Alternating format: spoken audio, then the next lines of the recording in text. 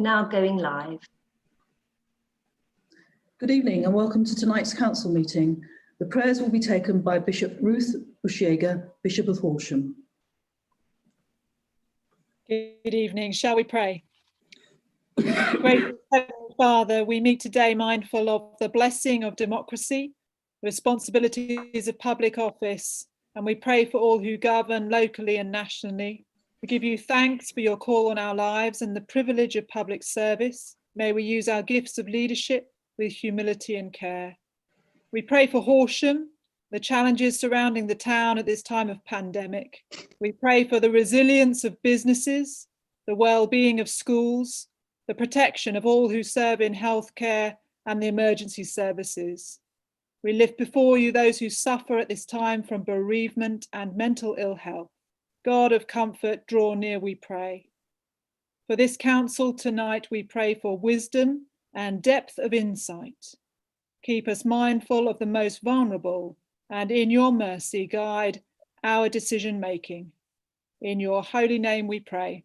Amen. Amen. Amen. Thank you, Bishop. Agenda item 1, apologies for absence. We've had apologies from councillors Alan Britton, Diana van der Kloot and Colin Minto. Thank you.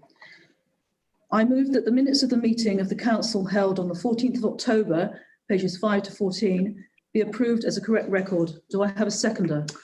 Yes, Chairman. Thank you, Councillor Skipp. Are you all agreed that I may sign the minutes as a correct record? Thank you. Item 3, to receive any declarations of interest from members. Does any member have an interest to declare in respect of any item on tonight's agenda? 4, announcements. Chairman's announcements, I have none. Leader's announcement, Councillor Daw. Thank you, Chairman. I'd like to announce that Peter Burgess has asked to stand down from his role as Cabinet Member for Horsham Town. Peter's view is that does not feel the position that warrants a Cabinet allowance. He is very pleased to stay on as advisor on this and take matters that are pertinent to the town, which he will do. But he is standing down, and I do not intend currently to replace that position. The other announcement I want to make is that since May of last year, I have held the finance portfolio myself. I've decided that now it is appropriate to combine that with another portfolio. I'm combining that with that of Councillor Paul Clark, who is responsible for economic development and parking. That will start forthwith. Needless to say, I should be continue to take a great interest in that portfolio. And can I finish by thanking Peter for all his hard work that's gone into the job of being Cabinet Member for Horsham Town. It sometimes seems a bit, I think if you're in that job, you get very frustrated by it, but I think he's done a very good job, and I'm very appreciative of the fact he's offered to continue to play a strong part in that role. Thank you. Thank you, Leader. Cabinet members' announcements. I have 3. Councillor Serkis, Councillor Utan, Councillor Clark. Councillor Serkis, would you like to go ahead first, please? Thank you very much, Chairman. Just 2 items briefly. First of all, the Prime Minister tells us that this is the time to be jolly careful.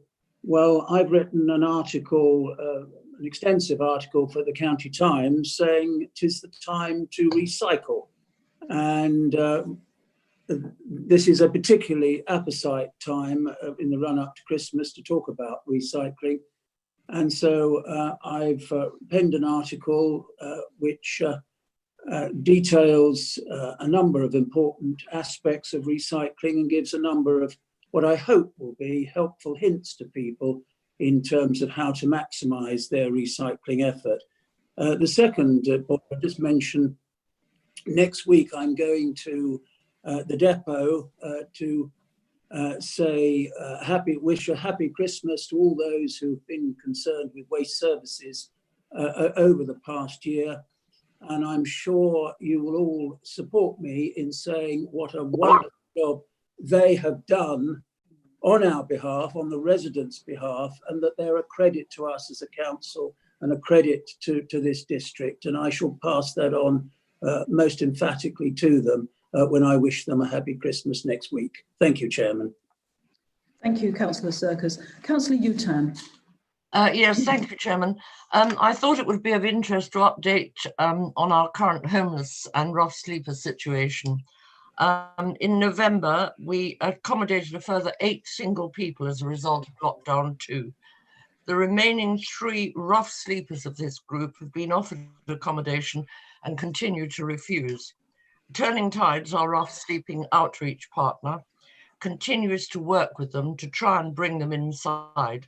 The work continues to help them be housed permanently. Given COVID restrictions this year, there will be no winter night shelter as seen in previous years. We have, however, reserved a small number of bed spaces with existing accommodation providers to meet any additional winter demand. And in recent years, a number of options have been developed to further engage with rough sleepers across Horsham district. We provide as a council a daily advice service. We have also developed partnerships with Turning Tides and Horsham Matters, and an outreach worker will actively seek out and engage with any rough sleepers to assist them to access services and appropriate housing solutions. In addition, our homeless team links in with partners at the Salvation Army, the local church groups, Change Grow Live, which is a drug and an alcohol service, and other statutory organisations in order to support homeless people.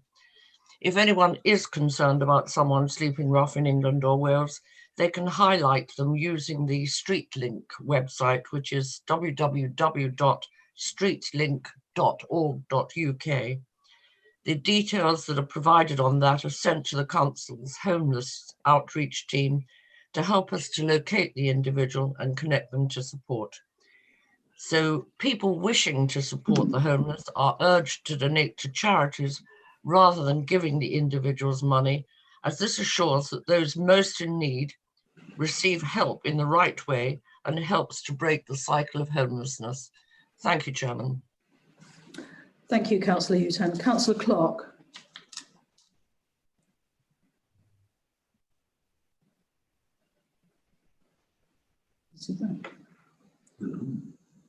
Councillor Clark.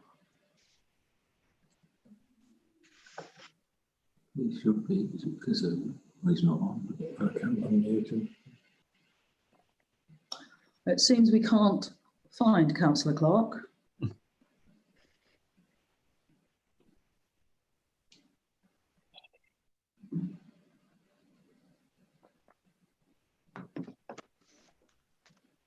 No?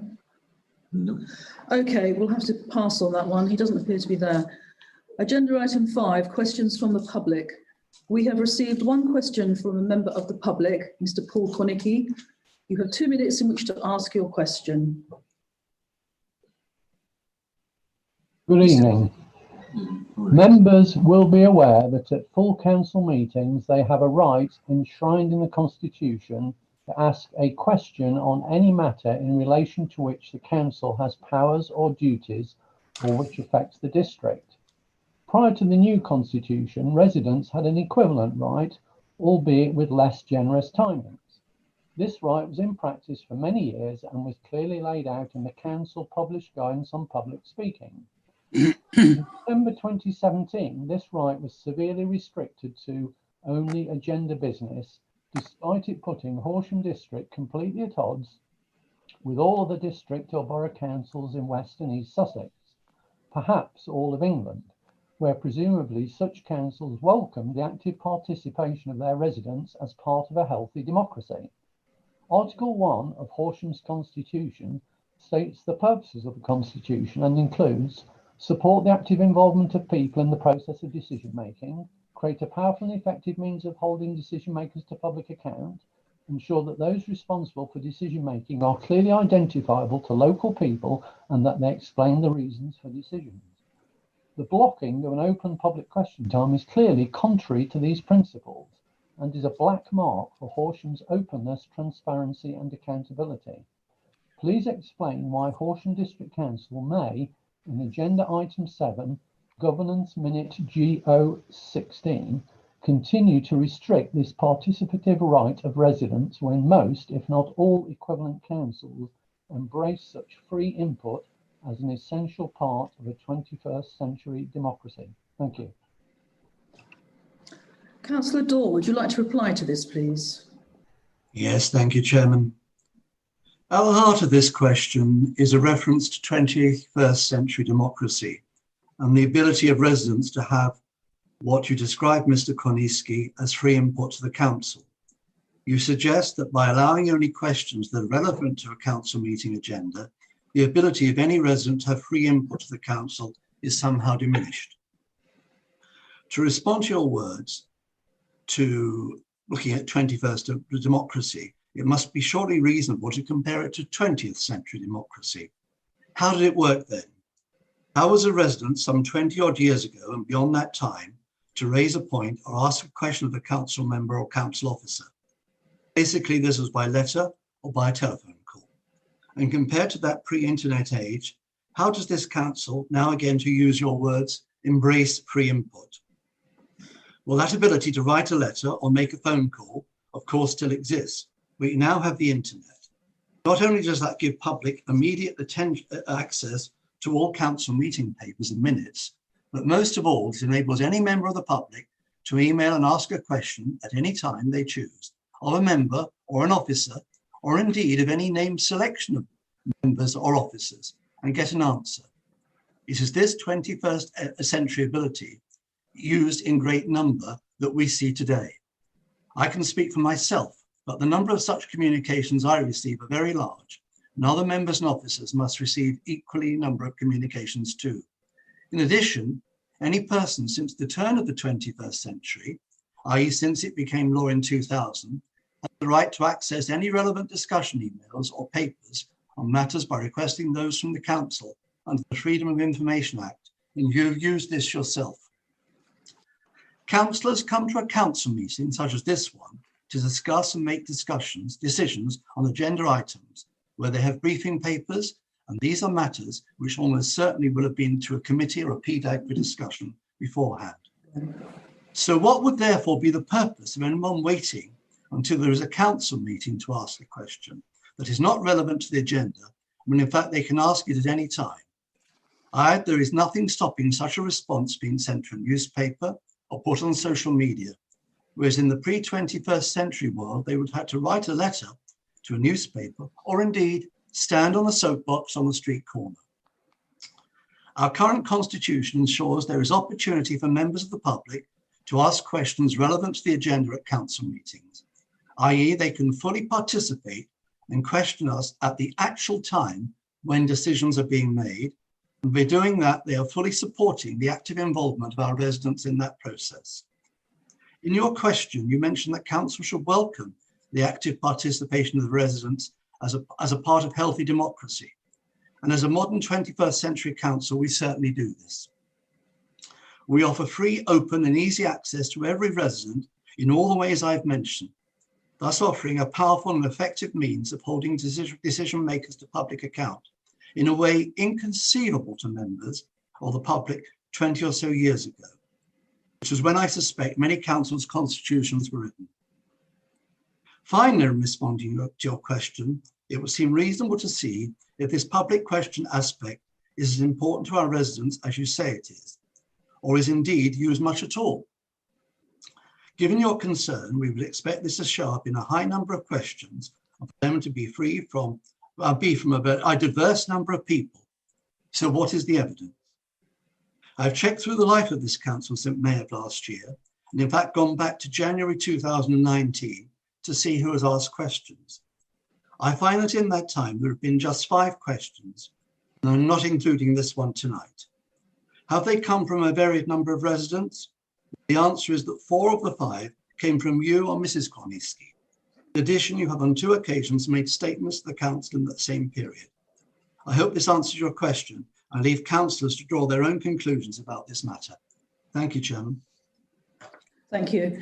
Mr. Koniski, do you have a supplementary question for the leader? Yes, I do, please.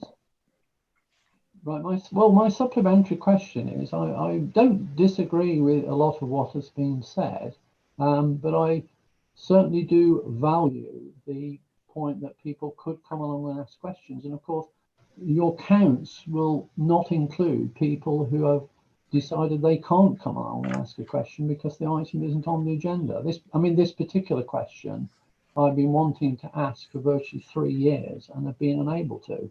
So my follow-up question really is, if what you say is a very persuasive argument, why is it that all these other councils still value having an open question time for their public and Horsham doesn't?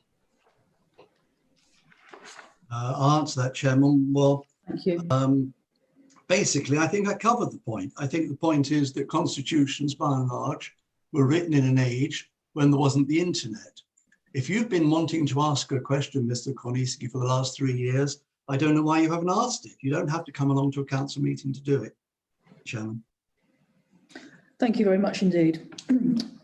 I'm going to go back and see if Councillor Clark is there. Councillor Clark, are you there?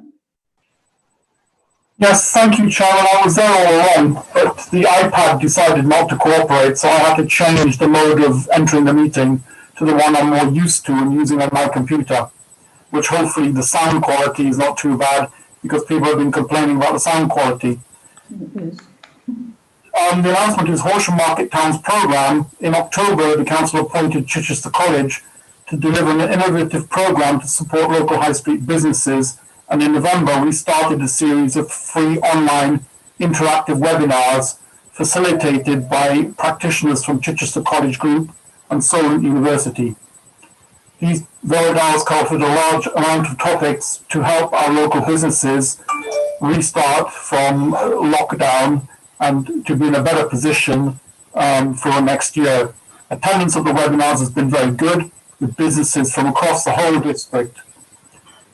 The second stage of the programme will be launched early next year and will be delivering 15 rapid improvement sessions for businesses. Of course, this is free, and it is hoped that this can take place at business premises, and they will be providing advice and support to businesses on ways to adapt during the current pandemic. On the second item, the J2W, it's not a drink. It's part of there's two parts to it. There's a Why Wish, which is the Work, Information and Support Hub, which is a new DWP-funded employment service for District Council in Horsham. And there's a hub in Horsham to help launch towards the end of January. And the project will support 18 to 24-year-olds and help them with employability skills, training, etc. It's proposed that at least 200 young people will be supported over the course of the year, with at least, we hope, 50% of those securing jobs, apprenticeships, kickstart, or other appropriate opportunities. The second part of this is Into Work. This project is also wholly funded by DWP and will address labour market challenges brought about by the pandemic, in particular to support those over the age of 25 who've been employed but lost their jobs but need light touch, rapid response support to get them back working as quickly as possible. The majority of the support will be providing CV training, writing services, additional skills and interviews and things of this nature. Both of these projects will be working alongside the existing WISH club provision, which is operated by local training company CTAS, which currently supports 200 unemployed people already. WISH will take on more longer-term unemployed, but to be an additional partner, we will be offering 2 extra new projects operating on a more group-based, social and workshop basis. The WISH offer is currently wholly virtual, but it is hoped eventually to move to a more physical provision across the district in not too distant future. Thank you, Chairman, and thank you for letting me come back. Thank you very much, Councillor Clark.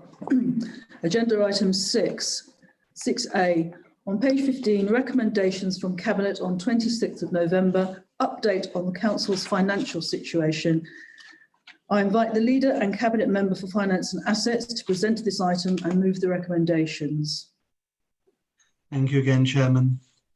We brought you an update on the Council's financial position tonight because the degree of uncertainty around the COVID-19 recession and Brexit has made it impossible to prepare a full medium-term financial strategy at this stage. We do our best for January and February, but our 2021-22 budget is still likely to be the most uncertain budget we've ever presented. The report suggests a level of overspend on the current financial year of £5 million.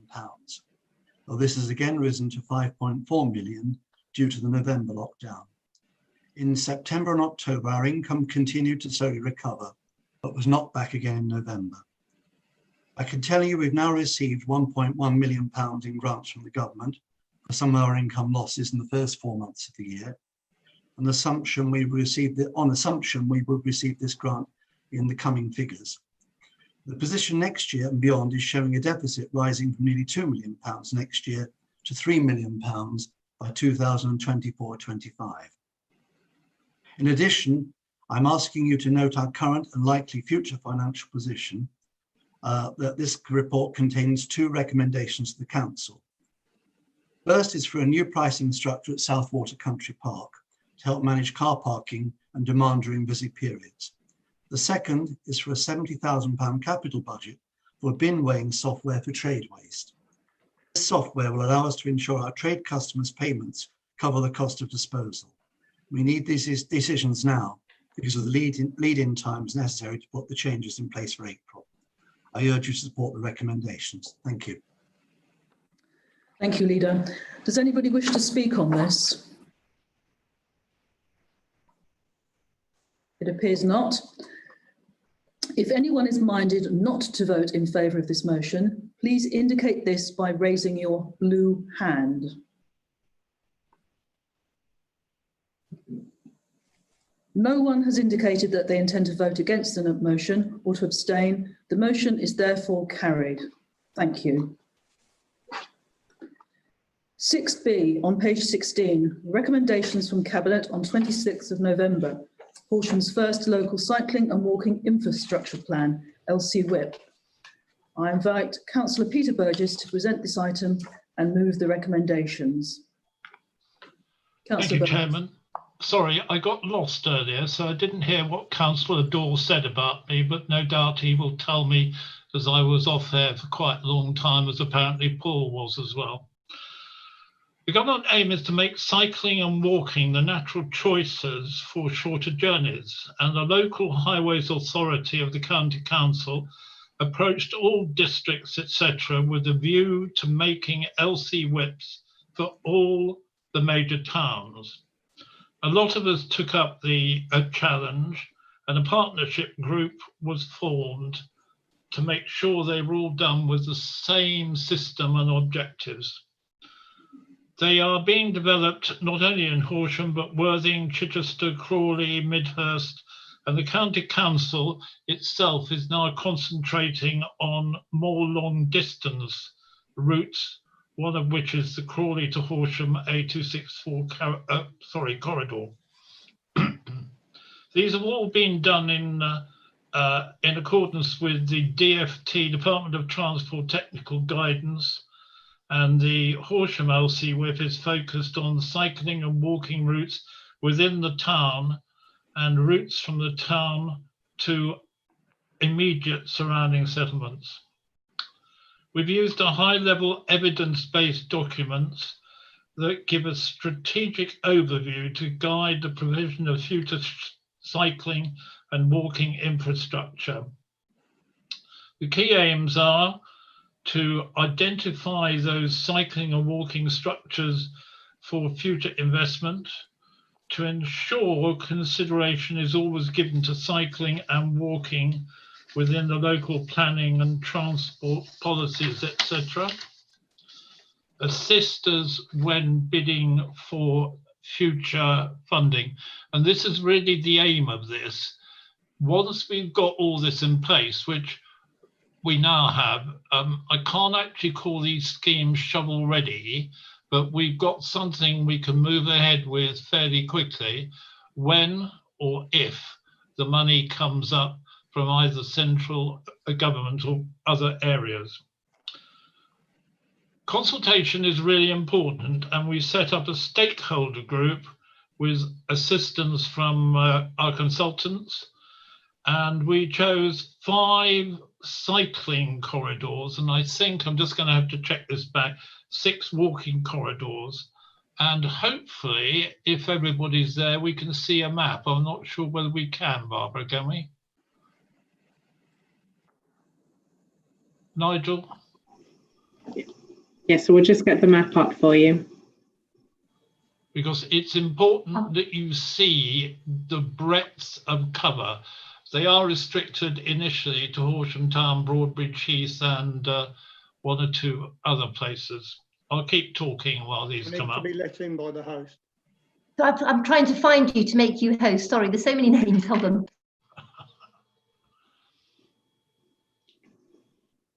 We also involved as many of the public as we could, and we had an online consultation which gave over 200 responses. We got very good feedback, and there's an auxiliary document that gives a summary of stakeholders and public consultation, which is amended to the Cabinet report, and that captures all the points raised and our response to them. This will sit along with the LC web. Okay, you've got the thing up now. You can see that they're coming in from North Horsham. There are 2 inputs from there, one from Roffey, another one from Warnham Mill, another one Broadbridge Heath going past the school into the town centre, as important one from a forest school, and the last one was Southwater. Thank you, Nigel. These documents will be updated, though we only have to update them, I think it's every 5 years. They'll be a living document. The DFT have explicitly said that local authorities with LC whips, that's us, will be better placed to secure future funding, and that's why our plan has been put forward. It'll feed into the overall West Sussex plan and give a prioritised list of things we can go forward. Many of these routes are likely to need external funding, and it's envisaged this list will support future funding bids as well as SIL and 106 contributions. Just out of interest, though it's cycling and walking, we're not going to lose sight of the other people involved. So besides walkers and cyclists, we'll be looking at the impact with scooters, buses, buggies, if need be horse and cart, and the way some things are going, I can fully see we'll need to involve donkeys as well. Just before I go in, you know I'm going to step down. What did go right in this, what didn't go right was the Tranche 1 experiment. This was put forward by the County Council with virtually no consultation. It was seriously flawed and, in my view, unsafe. So it basically negated most of the LC WIP positive points we wish to go forward. It's most important that we try to restore this, and hopefully when Tranche 2 comes forward, we can put forward something really good which will work. And in my view, this should be the Bishopric to Tambridge route, as it's safe and easy to do. Now I'm going to digress very slightly. I will stop in a minute, as I'm going to step down, or have stepped down from the Cabinet. I urge the Council to sort out once and for all a relationship with the West Sussex County Council highways. You'll be hearing more about that with other things. It is not good, and it's badly influencing our own planning decisions, and it's overall damaging Horsham. It started, in my view, when I was the chairman elsewhere, with the ill-fated Crawley Road traffic calming in the 1990s. And the most recent is a decision to close Rusper Road for 15 weeks, therefore isolating between 10 and 15,000 residents from access to the north, south and west. I will point out that this is a change. In the original application, it was not going down this road. This again was done with absolutely no consultation at all. And one of the things that and I've had a number of complaints about it, is the arrogance we heard at public meetings from some, not all of the officers, which was unacceptable. So I urge the Cabinet to agree the recommendations set out on page 27 so that we can move towards the adoption of Horsham's first local cycling and walking infrastructure plan. And finally, I'd like to thank all involved, particularly Claire, who started off this, but most important, Nigel Weston, for all his very hard work in producing what is really quite a good document. Thank you. Thank you, Councillor Burgess. Do you have a seconder for this motion? Yes, Chairman, Liz Kitchen. I'm very happy to second it. Thank you, Councillor Kitchen. Do you wish to speak now or at the end of the debate? If necessary, I'll speak at the end, Chairman. Okay, thank you. I have one person's hand up, Councillor Ruth Fletcher. Thank you very much. I'd very much like to join Councillor Burgess in thanking everyone who was involved in producing the LSWIP. This really is a welcome first step towards implementing the policies described by Councillor Burgess to significantly increase the levels of walking and cycling by improving the infrastructure. I welcome the commitment from the Cabinet that this will be a living document, because it is intended to be a key tool to help us get the funding we need to deliver that infrastructure and to make sure that what we do build in the future really works for everyone. With the pop-up cycle lanes, many schemes across the country have been highly successful and popular, increasing cycling, calming streets, helping local businesses. As Councillor Burgess has commented, this has been noticeably less so in cases where councils did not already have plans ready to go when the short notice funding was announced. Councillor Burgess has said that we can use the LSWIP to get funding when or if it becomes available. I would like to take issue with him to some extent on that, because funding does not necessarily just drop into our laps. To get funding, we will be in competition.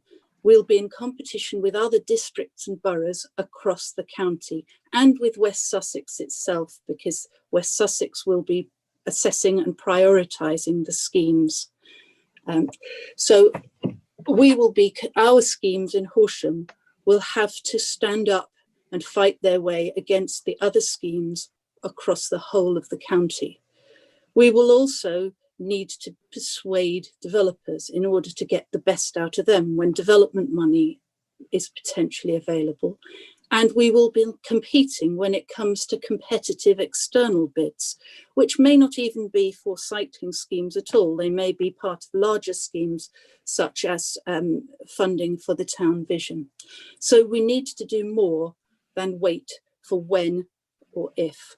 We really need ready-made proposals that can be quickly matched to the size and timing of the money that's available. The current LSWIP, as far as it has got high-level route outlines, but it hasn't cut it down into more adaptable sized of schemes that can be applied depending on the funding pots that are available. A key output of an LSWIP is a prioritised plan. There is more that we need to do on this. The council, fortunately, still has some free LSWIP consultancy time left to it. We have the opportunity to use this to start to develop a plan ready to take advantage, to actively take advantage of potential funding opportunities. So in the light of that, I'd like to propose a following amendment to the resolution, which is simply to add the following point. Point 4, develop a plan to secure funding and start implementation of the LSWIP. Thank you. Do you have a seconder for that addition? Yes, I do. Councillor Milne. I'd like to second. Okay. Does anybody else wish to mention anything on this?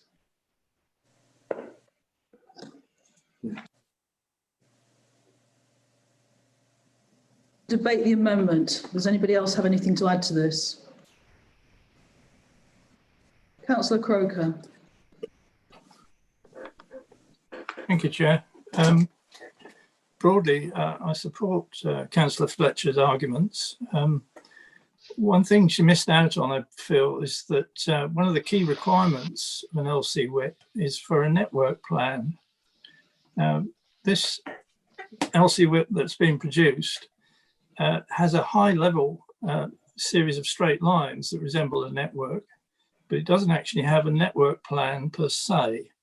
So I'd support the amendment, really, that it does need extra work. And I would encourage those doing that work to maybe have a look at the Ada and Worthing LC WIP, which was approved recently, which does actually have a network in it. Thank you. Thank you. Councillor Burgess, I see you have your hand up. Yes, if I can speak on this. Yes, an amendment. I don't have any objections to any amendments, but I'm afraid there's nothing in it. Let's just keep working, it says. It's got no points like, we'll do this, we'll do that, we'll do this.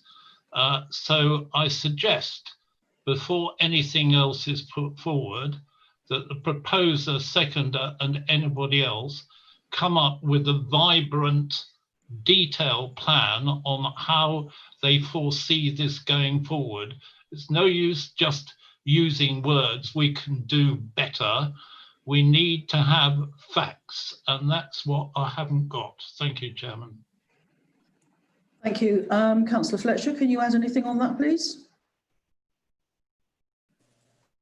If Councillor Burgess is happy, I would certainly be happy to expand the amendment to include, to be more precise, to include Councillor Croker's proposal that we should develop a network plan, because that certainly is one of the key outputs of an LSWIP. So I suggest that we could perhaps say to develop a plan of prioritised improvements. Is that the wording in the LSWIP?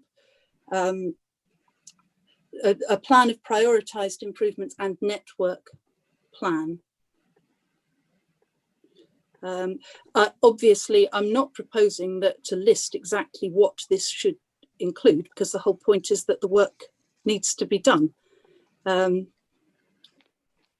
So develop a prioritised programme of improvements and complete network plan to help secure funding and start implementation of the LSWIP. Is that... It sounds a bit woolly to me, to be honest with you, but I'll go back to your seconder. Do you have anything to add to that, Councillor Milne? Yes. Well, as Councillor Burgess has said, we need to be on our toes to try and grab a share of any county or national funds as they appear, because there's no funding directly to support this proposal. But even the cheapest route in this proposal is costed at north of 2 million. So if it turns out that the funding that came up was 100,000, we might not even be able to apply for it, because there's no point in building 100 yards of a route that goes nowhere, which is more or less what we ended up doing in Albion Way. So therefore, to make the best use of the level of funds that are likely to become available, we have to work up a hit list of bite-sized chunks. And that's not immediately obvious in the current plan. It's very hard to see how you could do anything except all of a route.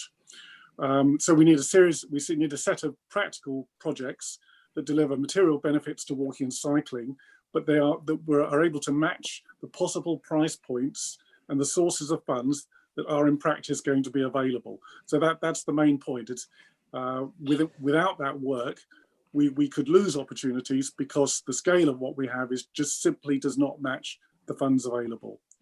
Thank you.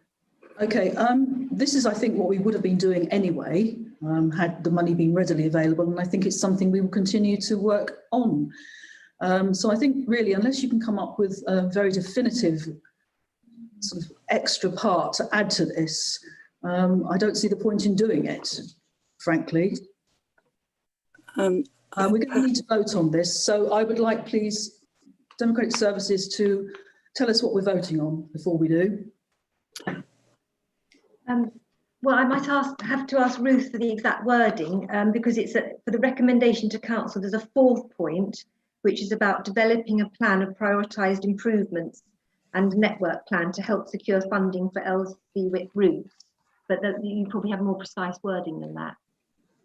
I'll suggest that we could amend it to point 4, develop a prioritised programme of practical schemes and a network plan to match potential funding opportunities and start implementation of the LSWIP.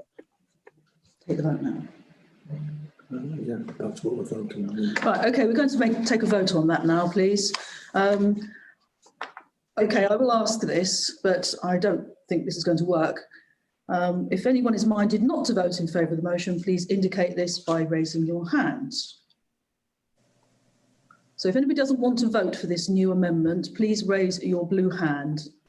Right, there are raised hands, so we are now going to have a roll call on this. So if you can lower your hands, please, people, and Democratic Services will conduct a roll call on voting for this amendment. If you would like to read it out, please, again, Liz, that would be really helpful. Well, I'm not sure if I've got the exact words down from what Ruth just said. So it might be better if she says it actually, but if you don't mind, Ruth, if you've still got it, I didn't catch it all. At the following point 4, develop a prioritised programme of practical schemes and a network plan to match potential funding opportunities and start implementation of the LSWIP. Thank you. Councillor Allen. This is in voting for this proposal. Sorry. Yes, in favour of this proposal, this amendment. So Councillor Allen for, Councillor Borwin. Abstain. Councillor Bevis. For. Councillor Blackall. Against. Councillor Bradnam. Abstain. Councillor Brown. Abstain. Councillor Burgess, Karen Burgess. Against. Councillor Peter Burgess. Councillor Peter Burgess. Against. Thank you. Councillor Chowan. Against. Councillor Circus. Against. Councillor Clark. Against. Councillor Cornell. Against.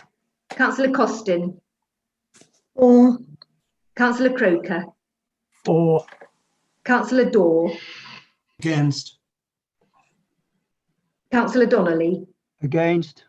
Councillor Fletcher. For. Councillor Greening. Against. Councillor Haig. For. Councillor Hogben. Against. Councillor Jupp, I don't think's here. Councillor Kitchen. Against. Councillor Lambert. Against. Councillor Landew. Against. Councillor Lindsay. Against. Councillor Lloyd. Against. Councillor Milne. For. Councillor Mitchell. Against. Councillor Morgan. Against. Councillor Newman isn't present either. Councillor Noel. Against. Councillor Platt.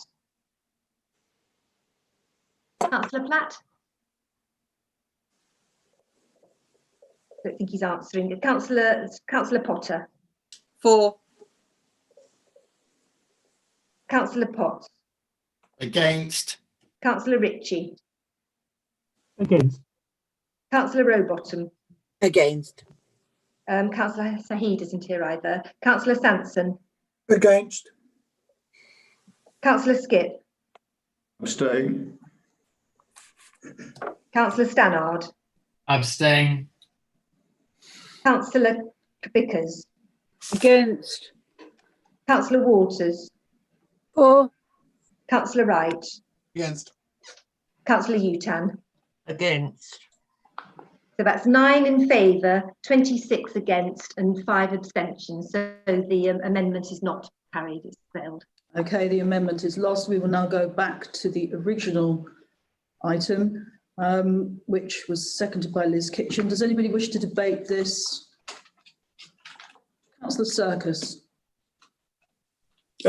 Sorry, I don't know why my hand's still up, but I don't wish to make a contribution on this. Thank you. Okay, thank you very much. Then I go to Councillor Kitchen as the seconder. Yes, thank you, Chairman. I have great pleasure in seconding this. I do very much welcome the area that's coming out to the new North Horsham now. And I think the Horsham Crawley cycle route, which has been discussed between Councillor Fletcher, myself and others for a number of years, will happen, but I think it'll come under a different route. So I have very, very much pleasure in seconding this proposal. Okay, before we have a vote on this, I'd just like to go back to Councillor Peter Burgess briefly. Do you have anything to say? Not really. I propose this. I understand what has been said by Councillor Milne and Fletcher, but one of the things we've always pushed forward on this is if we're going to do something, we need to do it complete. There's no point, as we've seen from the ill-fated tranche 1, of just having a bit. So again, one of the things that I think we need to push forward is something that everybody agrees with, and though it's not a proposal, I think the route from the bishopric through to Tambridge School and up to I forgot the name of the place, Broadbridge Heath, sorry, is probably our best bet. So I continue to put this forward for your consideration. Thanks. Thank you very much. Now we'll go to a vote on this, and the vote is in favour of Peter Burgess's motion, seconded by Liz Kitchen, and I think we're going to have a blue hand job to see if anybody objects to this.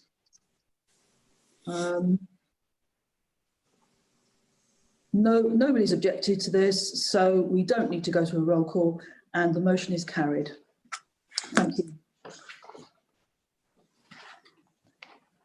Item 6C on page 17, recommendations from Cabinet on 26 November, approval of amendment to business cases for Horsham District Homes for affordable homes in Billingshurst.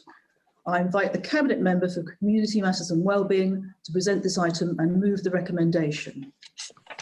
Councillor Utan. Yes, thank you, Chairman. The approval of the amendment to business cases for Horsham District Homes for affordable homes in Billingshurst. The business case, which had been approved by Council in December 2019, needed to be revised to take account of increased costs, including those required to achieve high standards of sustainability with an EPC rating from B to A. These changes would not have an adverse impact on the return on capital. There was also a need for extra building costs because of pile driving, which could not have been foreseen until such time as as it moved forward. So I recommend to Council to approve the transfer of 106 funds for Horsham District Homes Holdings for the purchase of the 3 properties in Billingshurst. And the reason for the recommendation is because approval of this recommendation would allow the details of the transactions to be completed so that the affordable rental properties can be delivered for the benefit of households on the housing list. Thank you, Chairman. Thank you, Councillor Utan. Is there a seconder for this motion, please? Councillor Sanson, thank you very much. If nobody wishes to speak on this, and it doesn't seem like there's anything really to say, it's, Councillor Croker, you wish to make a comment? Thank you, Chair. Yes, I'd just like to point out that EPC is a cost measure and depends very much on prevailing energy costs. It's not actually a direct carbon measure.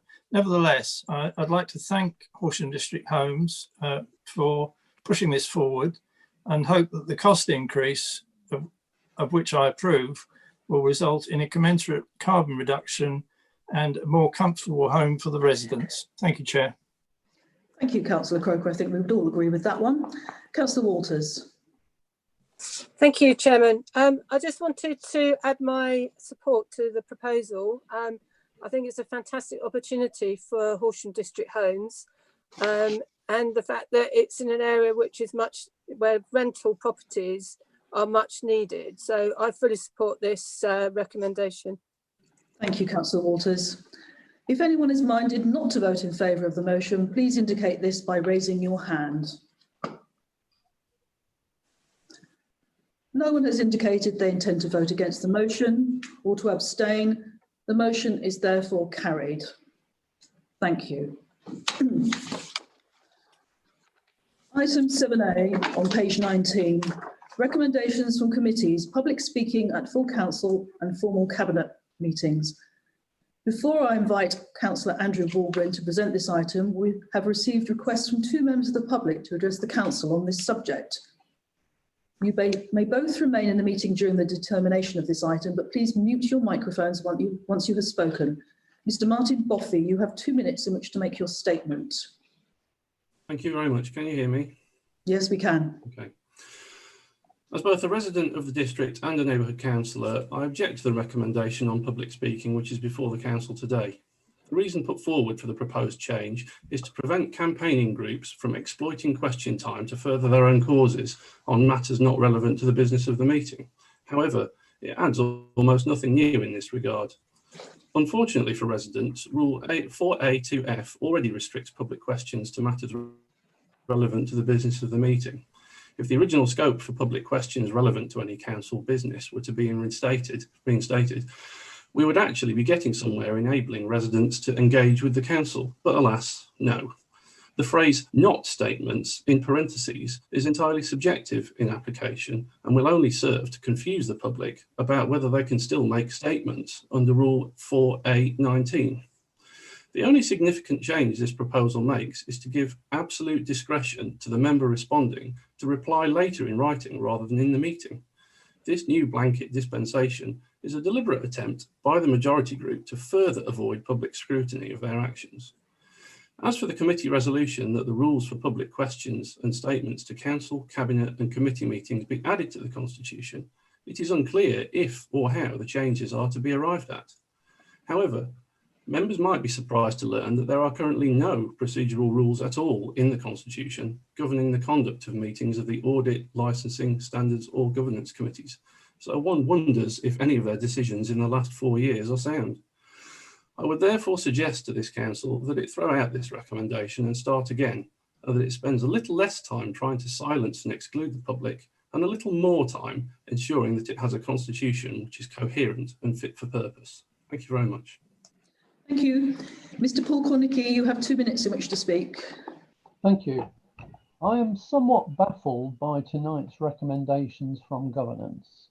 For example, Resolution 1 proposes adding the public speaking rules to the Constitution in order to clarify them. But it is the Constitution that specifies the rules. So if they're not there, from where are they being added? Resolution 2 applies to council question time only. It mainly seeks to limit questions to local residents or workers. This is perfectly reasonable, but why make this eligibility different to that for residents signing petitions as noted in Constitution Para 3.1?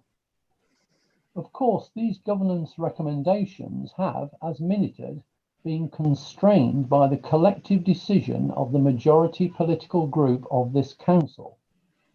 can I take this opportunity to remind those members who signed up to the County Times Free Speech Charter of their obligations? The Charter states, quote, I undertake to speak, write and vote on behalf of my constituents without fear or favour of party discipline. If I'm a member of a political party, I will respect its values and honour its pre-election manifesto pledges, but I will always put first the people I'm elected to serve. At the time, the County Times editor said, quote, we live in an environment where political spin has never before been more prevalent, where politicians on councils, even as tiny as Horsham's, seem contemptuous of public opinion. You cannot please all the people all of the time, but if the processes you follow are transparent, you can demonstrate that you approach the issue fairly and with an open mind. Tonight's motion seems to contradict those sound principles. Thank you. Thank you.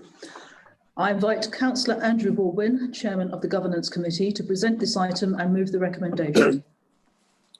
Thank you, Chairman. I want to start by saying that the minutes of the last Governance Committee on the 13th of October have not yet been approved.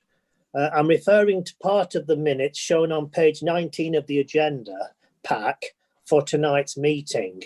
The reason they've not been approved is because the next meeting of the Governance Committee is on Monday, the 14th of December. The current constitution was agreed at a full council meeting on the 7th of December 2016.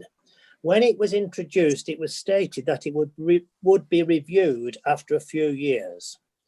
In June, the Governance Committee discussed the question of public speaking at full council and formal cabinet meetings. A majority of councillors on the committee were supportive of the request that any question could be asked relating to the powers or duties of the council, provided they were submitted at least 3 working days in advance of the meeting and they were submitted by a Horsham District Council resident. The Governance Committee is not dissimilar to a select committee in Parliament. We discuss things and then make a decision which has to be ratified by the council. As with reports produced by a select committee, the outcome can be ignored, watered down, accepted or reinforced.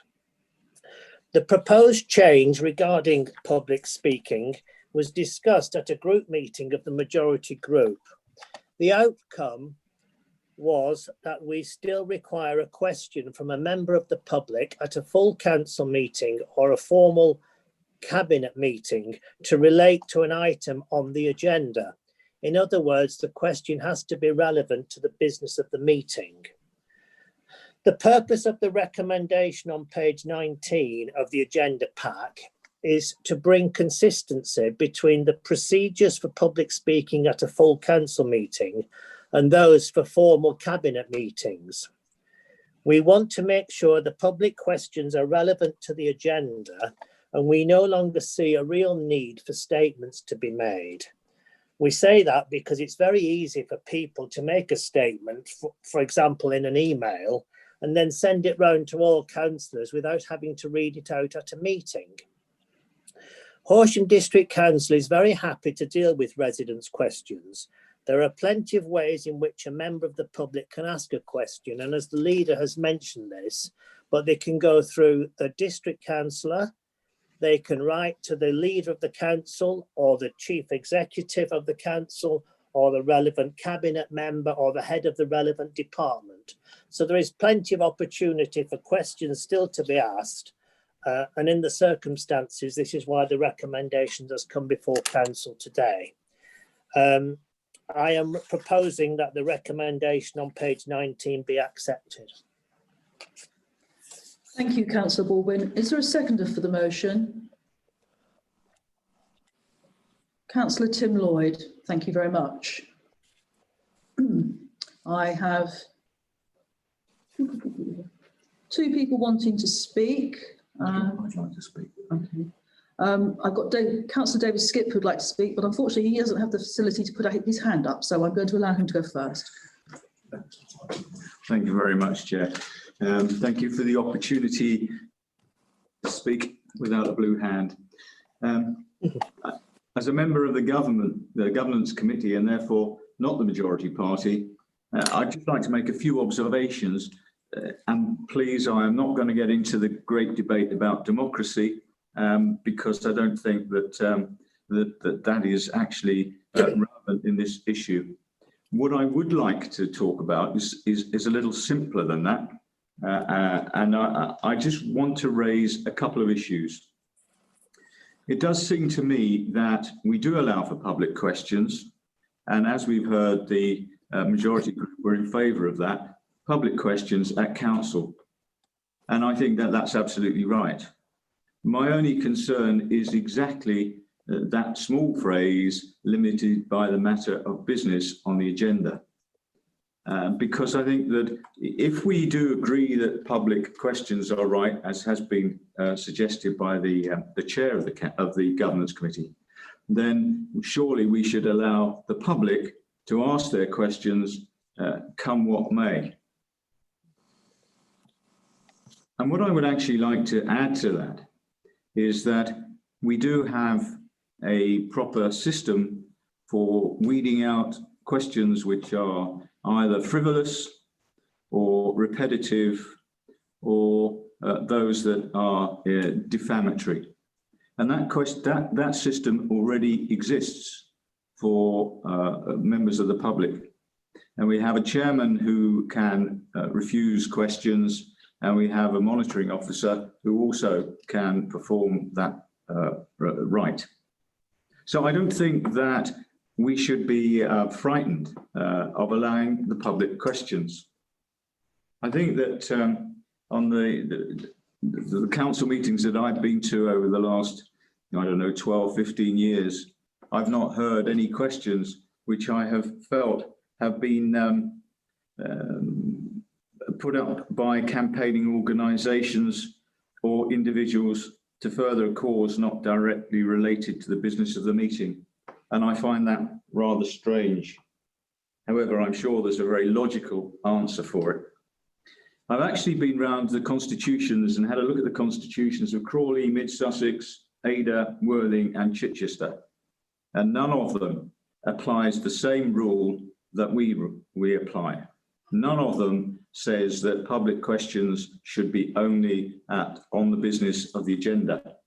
And that struck me, again, as rather strange as to why we are applying that. Because obviously we want to engage with the public. I was very taken by Councillor Dawes' argument. In fact, he almost persuaded me that we shouldn't have public questions at all because in council, because there is no need for it. And I think that's rather attractive because we are in the 21st century. And as he pointed out, there are so many electronic ways and ways that we can receive questions from the public. What is the point of actually having any questions from public at all? And I thought his inference was extremely good. We've only had 5 questions in a very little time. Again, that's quite positive. However, as it is said by the main group that we should have public questions, then I think I have to say, what are we concerned about? If we're going to have questions from anybody on email, telephone, and any other electronic means, why are we so selective about refusing questions and making sure they only come for the agenda? It seems to me that this is not logical. It isn't particularly sensible for the public, and actually you could infer that it shows we have a lack of trust in public to be responsible.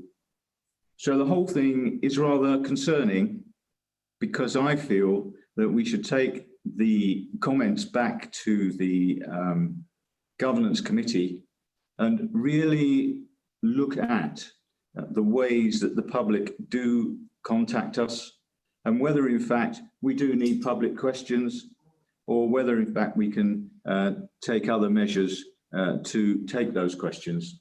So I don't think that this is a particularly conclusive recommendation. I don't think it goes far enough. I don't think it has enabled us in committee to look at the electronic ways of asking questions, and we don't have the facts as to the number of emails and questions which we all receive. So I would propose, and I would like to suggest, that rather than accept this recommendation tonight, we actually put it back to the Governance Committee for further consideration and further debate. Thank you. Thank you, Councillor Skip. Do you have a seconder for your proposal? I'm happy to second that. Thank you, Councillor Haigh. In which case we'll debate this amendment first. So could those of you that have your hands up that don't wish to speak on the amendment, please put them down. It gets very confusing. Thank you. So Councillor Lloyd, you were the seconder for the first motion. Would you like to speak now? No, Chair, if I may, I'll see how the vote on the amendment goes. Okay, thank you very much. In which case I'll take Councillor Dorr next. Yes, thank you, Chairman. Well, I think on this particular point, and David Skip made several ones and referred to what I said earlier, I think the simple fact is that we are engaging with the public.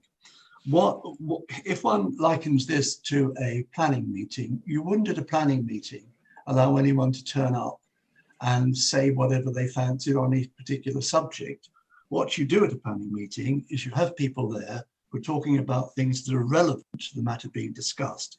In other words, they're adding to the debate, they're adding to the discussion, they're adding to the decision-making process. If we have an agenda in front of us, and this was my point earlier, and the agenda has 6 items on it, we have all the background papers, we have the information we want, members come along by and large prepared to discuss it. If something comes out of the blue and we're asked a question, what is the point of it? The only point can be that that individual has bothered to wait 3 weeks or 6 weeks or whatever it might be, because for some reason he or she wants to give it the attention of all councillors. But why can't that individual simply ask the question of all councillors and get the reply to all councillors? So yes, I think the desire is to engage with the public, but to make that engagement practical and worthwhile. As to the other point that David Skip has mentioned, how we would clarify or quantify the number of emails that we all get, I think would be extremely difficult. I can't imagine that anyone on this call can possibly believe that that will be reasonable. Surely we all have, we can all sit here and say, for goodness sake, we know we get loads and loads of them. I probably get a lot more, but I don't believe that other people don't get them. The number is enormous. So I think that is a perfectly valid way of the public dealing with us. They can write to us, as they also do. But I think the simple fact is that I see no point in doing other than clarifying what we're attempting to do with the original recommendation in front of us, which is that the public contribute at the time which is most valuable and essential, which is the point of a public meeting, by asking questions and making points which are on the agenda. Thank you very much, Chairman. Thank you. Councillor Fletcher. Thank you very much. As pointed out by both members of the public and Councillor Skip, the motion as it stands is something of a dog's breakfast, and therefore it does need to go back to governance on that basis. That's a technical point, but I am going to say that I am actually quite astounded at what I think many members of the public will see as a very high-handed attempt to restrict public questions. And these are public questions in public, and by their nature are different from emails that are sent individually to councillors who may or may not have a specific responsibility or knowledge of a particular topic. I think that it's disingenuous to conflate those other extremely important and valuable channels of communication with a public meeting and the opportunity there. I don't think we should be scared of this. I think we should actively be welcoming more public engagement from our members of the public, obviously with the restriction that it should be relevant to council business, but it doesn't need to be relevant to the business that's on the agenda of that day. When the CLC meetings were running, they had, for West Sussex County Council, they had a very successful Talk With Us session where there was even more opportunity because questions could be asked in a less formal way. And I think that that was widely thought to be a successful way of councillors understanding more about local concerns and being able to respond in an immediate and useful way and help direct people's thinking for the future. I am particularly concerned that by restricting something to relevant to what's on the agenda, that you can restrict things that are unnecessarily. So, for example, there have been an example where a member of the public tried to ask a question. It was rejected on the basis that it wasn't relevant to the agenda. And then the very first item was reports from cabinet members. And the very first report from a cabinet member was about exactly that topic. Yet the member of public was unable to ask a question on it, despite it being discussed at the meeting. So I will support the amendment, but I think that this way of asking questions and indeed making statements is very important to democracy. Thank you. I have 4 more people wishing to talk, and then Councillor Lloyd at the end, who was the seconder of the original proposal. So we're going to go with that. So Councillor Croker, Bevis, Costin, Burgess and Lloyd. And that's that. Then we'll come to the vote. Thank you. So Councillor Croker, you're next. Thank you, Chair. Councillor Fletcher took the words out of my mouth. Dog's breakfast. It is. We're being asked to vote for something with no indication of where it actually fits in the Constitution. To my reading, it's contrary to 4A2F, 4A 8.1 and 4A 19. Are these all to be struck out? It's just not clear. So I will support the amendment. Thank you. Councillor Bevis. Thank you, Chair. Yes, I think it's vital that members of the public have an opportunity to publicly challenge the council, and this is the forum that it will be done. Not many members of the public want to, but those that do need a safety valve, and I think this is the safety valve that permits them to challenge us. And I would go along fully with Councillor Croker. I spent some time trying to understand how we were meant to shoehorn Councillor Serkis's statement into our Constitution. Our Constitution is a structured document. It's numbered. It's got clauses and sub-clauses. There's no mention of which clauses are going to be amended, how they're going to be amended, what the thing's going to look like afterwards. And dog's breakfast, I think, is an embarrassment, because dog's breakfast is a lot better structured than what we're being presented with tonight. Thank you. Thank you very much. Comparing our meeting to pedigree chums, rather interesting. Councillor Costin, you're next. Thank you, Chairman. Horsham District Council started off many years ago by allowing the public in to ask questions and to put their points of view, and that was progressive and sensible. I mean, the recommendation here tonight is confusing. I think people had extreme trouble in trying to understand what it was there for and what it's actually getting at. It isn't good enough. It needs to be discussed further, because to me, asking questions, public want to, it's not just writing a letter or picking up the phone.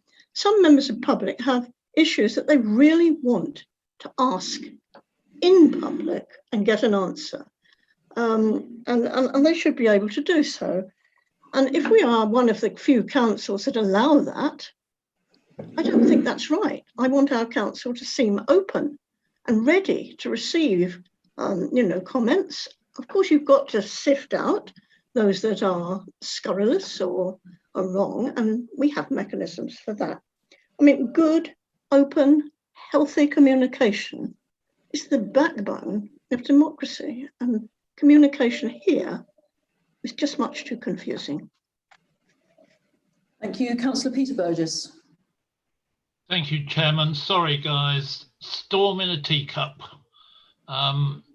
Looking at the 5 questions that have been asked, they're all about procedures. If anybody came up and said, Council, why are you not collecting this, or why is West Sussex County Council blocking off roads, or things like that, so it gives a positive forward nudge debate, I can see it. But everything I've heard, including the members of the public this evening, are just about procedures. We all know, and Councillor Dore has very clearly put it forward, that if you have a problem, you can talk to him, you can write to the paper, you can talk to Councillor Borwin as governor, you can talk to your local councillor, you can talk to the chief executive, and you can really go for them. In some cases, sorry, you can bore them to death, but that's what they're there for, okay? So all of this I'm hearing is just words. Sorry, I'm quite happy with what we're putting forward.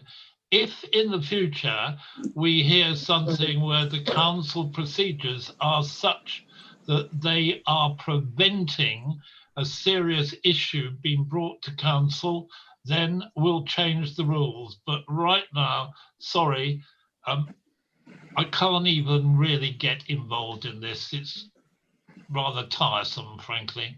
Thank you, Chair.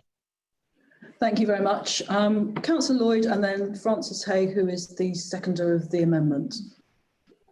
Councillor Lloyd. Thank you, Chair. Yes, I've listened to Sorry, point of order, Chairman. Yes. Aren't we supposed to be debating the amendment first? So I should be seconding the amendment, and then Councillor Lloyd should be seconding the original proposal? I think Councillor Lloyd wanted to speak on the amendment. Oh, am I correct, okay. Councillor Lloyd? Thank you. Sorry yes, about that. No, it's all right. There's nothing, to be fair, that I've listened to tonight that sort of sways me towards the amendment. The Chair of Governance outlined the background and the outcome of the meeting to discuss this whole question of residents' questions. The leader, in his response to a question from the member of the public, outlined very well and expansively the reasons behind this proposal. And I don't really feel that I need to expand on that. Written questions, which some parish councils actually rely on, allow a full and detailed response by a member or an officer. And that actually is, in my view, not a high-handed approach, but a pragmatic one that informs the resident in a meaningful way. As to restrictions, an item on items relevant to the agenda, it's in my view an important factor because the council needs to have an informed debate, and public questions on agenda items helps towards this. As has been pointed out, there are multiple ways in which residents can ask questions of the council. And he's gone. He's muted. You're muted, Councillor Lloyd. He may finish mine. I think I'd more or less finished, hadn't I, Chair? Okay, thank you. Councillor Haigh. Thank you, Chairman. I am happy to second Councillor Skipp's motion. I do think that the Democratic Services and the Monitoring Officer need to have a look at the Constitution to make sure that this does work as a procedure. I don't think it is correct at the moment. It does need to be referred back to governance to be tidied up. Councillor Dore said that questions do not come out of the blue. They don't come out of the blue. They are submitted in advance, and they are vetted. So the council is fully aware of the questions that will be put to it. It's important that we are welcoming always that the public want to contact us. And I think the key difference here is that the question is being brought to the public's attention and not just to the council's attention. I think others have slightly referred to that, and that's what's important. The council is the voice of the public in our community, and restricting these questions leads to a democratic deficit. Thank you. Thank you, Councillor Haigh. Right, let's just get this right. We're going to be voting on the amendment, which is to refer the business on page 19 about the recommendation that Councillor Borwin has put. So we'll go to a roll call on this one, because obviously it's not going to be unanimous blue hand. If I could ask Democratic Services that we are voting for an amendment referring to the matter back to governance. Yes, okay. So to defer back to governance for further consideration and debate. Councillor Allen. For. Councillor Baldwin. Against. Councillor Bevis. For. Councillor Blackwell. Against. Councillor Bradnam. Against. Councillor Brown. Against. Councillor Burgess. Against. Karen. Yes, Councillor Peter Burgess. Against. Councillor Chowan. Against. Councillor Circus. Against. Councillor Clark. Against. Councillor Cornell. Against. Councillor Costin. For. Councillor Croker. For. Councillor Daw. Against. Councillor Donnelly. Councillor Donnelly. Sorry, against. Councillor Fletcher. For. Councillor Greening. Against. Councillor Haigh. For. Councillor Hogben. Against. Councillor Kitchen. Abstain. Councillor Lambert. Against. Councillor Landieu. Against. Councillor Lindsay. Against. Councillor Lloyd. Against. Councillor Milne. For. Councillor Mitchell. Against. Against. Councillor Morgan. Against. Councillor Noel. Against. Councillor Platt. For. Councillor Potter. For. Councillor Potts. Against. Councillor Ritchie. Against. Councillor Rowbottom. Then.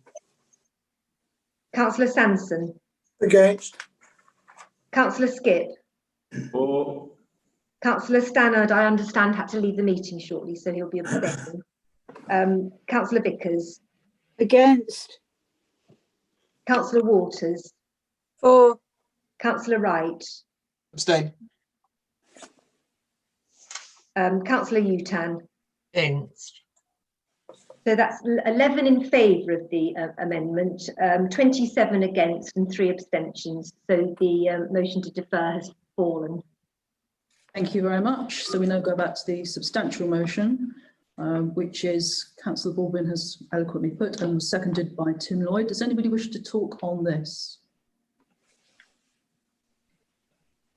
Councillor Circus. Thank you very much, Chairman. I think what we have to bear in mind is that we've heard a lot of comments about a so-called democratic deficit. And it may well be, if you go back, and I can remember as I was a councillor in the, dare I say it, in the previous century, there may well have been a democratic deficit which justified the introduction of question time periods. But I think Councillor Skip made a very good point when he said, maybe if you take the situation today, maybe there's a case for doing away with the question session altogether. And I think there's something in it. A suggestion was made by, I think, Councillor Fletcher, that there was a comparison to be made with CLCs. Well, there isn't. I was chairman of the Chanctonbury CLC when I was a county councillor. the talk with us session was really the main part of what the CLC was about. So the comparison with Cabinet and Council meetings at Horsham is inappropriate. It's been suggested there is some uncertainty about why we're doing this. There is no uncertainty as to why we're doing this. First of all, we are recognizing that statements are inappropriate. Statements can be made, all of us who've been receiving statements about Rookwood know how easy it is to use modern technology to tell us and give us statements, and that's a more effective way of the public sharing a statement with us.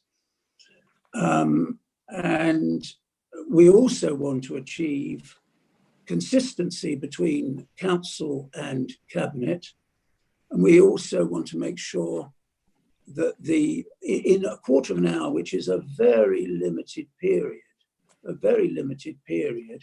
that any questions are questions and not grandstanding statements, and that they are relevant to the meeting and to the issues being discussed at that meeting. So as far as I'm concerned, and as far as the majority group is concerned, there are very clear and logical reasons for making this change, and I hope Council will vote for this, the change that is being proposed. Thank you, Councillor Serkis. Councillor Milne. Thank you, Chair. If there's currently a lack of questions, as Councillor Dawes stated, that's an argument for redoubling our efforts to encourage involvement. I simply don't agree that exchanging emails is in any way the same as a question in public. It's the local government equivalent of having your day in court. The answer needs public scrutiny as well as the question. Less public access it's the wrong direction of travel. Rather, we should be opening ourselves up to more public scrutiny and challenge as much as we possibly can. Thank you. Thank you. And the last person, apart from Councillor Lloyd, is Councillor Fletcher. Thank you. I totally endorse what Councillor Milne has just said. Horsham many years ago was notorious for being a rotten borough. It's a shame to see Horsham chasing a place in the Private Eye's Rotten Boroughs column. Thank you. Councillor Lloyd. Thank you, Chair. I don't really have anything to add to what has already been said and what I've said. So I would just like to recommend the proposal to Council. Thank you, Chair. Thank you. Councillor Borwin, do you have anything to say before we go to the vote? Yeah, just a quick comment. I don't understand a comment about rotten boroughs. Horsham District Council has an excellent name and always has had, even in the 4 years the Lib Dems controlled the council. So to say it's a rotten borough is completely inappropriate. Yeah, I have sympathy with what I've heard, but I think we should go ahead and vote for the recommendation. We will review it. When these parts of the Constitution are unclear, and when we become aware of them, we're changing them. We are going to, the officers are going to produce proper notes for formal cabinet meetings, council meetings, or ONS meeting, planning meetings, explaining exactly how you can raise a question, how long the questions are for, whether there's a supplementary. Everything's going to be set out, because at the moment it is a bit unclear, but we're going to do that. And as these points come to our attention, the monitoring officer and her team will be making changes. So I hope people can support this. I think it's something we're going to have to review the Constitution in a year or so anyway, or make a couple of years, and maybe then we can reconsider it. But for now, I think it's something we should support. Thank you, Councillor Borwin. So, Democratic Services, can we have a roll call for the vote, which is the original vote, which is to present and move the recommendation that is on page 19. Thank you. Okay. Councillor Allen. Against. Councillor Baldwin. For. Councillor Bevis. Against. Councillor Blackwall. For. Councillor Bradnam. For. Councillor Brown. For. Councillor Karen Burgess. For. Councillor Peter Burgess. For. Councillor Chowan. For. Councillor Circus. For. Councillor Clark. For. Councillor Cornell. Councillor Cornell. For. Thank you. Councillor Costin. Against. Councillor Croker. Against. Councillor Dorr. For. Councillor Donnelly. For. Councillor Fletcher. Against. Councillor Greening. For. Councillor Haig. Against. Councillor Hogben. Councillor Hogben. Sorry, for. Thank you. Councillor Kitchen. Abstain. Councillor Lambert. For. Councillor Landiu. For. Councillor Lindsay. For. Councillor Lloyd.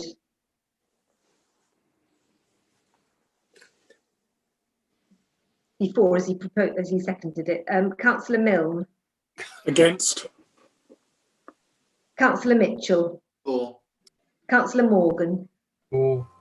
Councillor Noel. Abstain. Councillor Platt. Against. Councillor Potter. Against. Councillor Potts. For. Councillor Ritchie. For. Councillor Rowbottom. Abstain. Councillor Sanson. For. Councillor Skip. Against. Councillor Vickers. For. Councillor Walters. Against. Councillor Utan. For. And sorry, Councillor Wright. Abstain. So that's 25 in favour, 11 against and 5 abstentions. So the recommendation is carried. Thank you very much. And moving on to item 7B on page 20. Recommendations from committees, final report of the Off-Street Parking Task and Finish Group. I invite Councillor Tony Bevis, Chairman of the Overview and Scrutiny Task and Finish Group on Off-Street Parking, to present this item and move the recommendation. Thank you, Chairman. This recommendation comes from an ONS meeting that was held on Monday. It was a very curtailed meeting because a lot of members had to go off to a party meeting instead. And it didn't therefore get the amount of debate that it should have done. I'm very unhappy with the recommendations, so I'm not going to talk about it. If Councillor Donnelly wishes to introduce this, I'm quite happy to step aside and let him propose it because I'm not at all comfortable with it.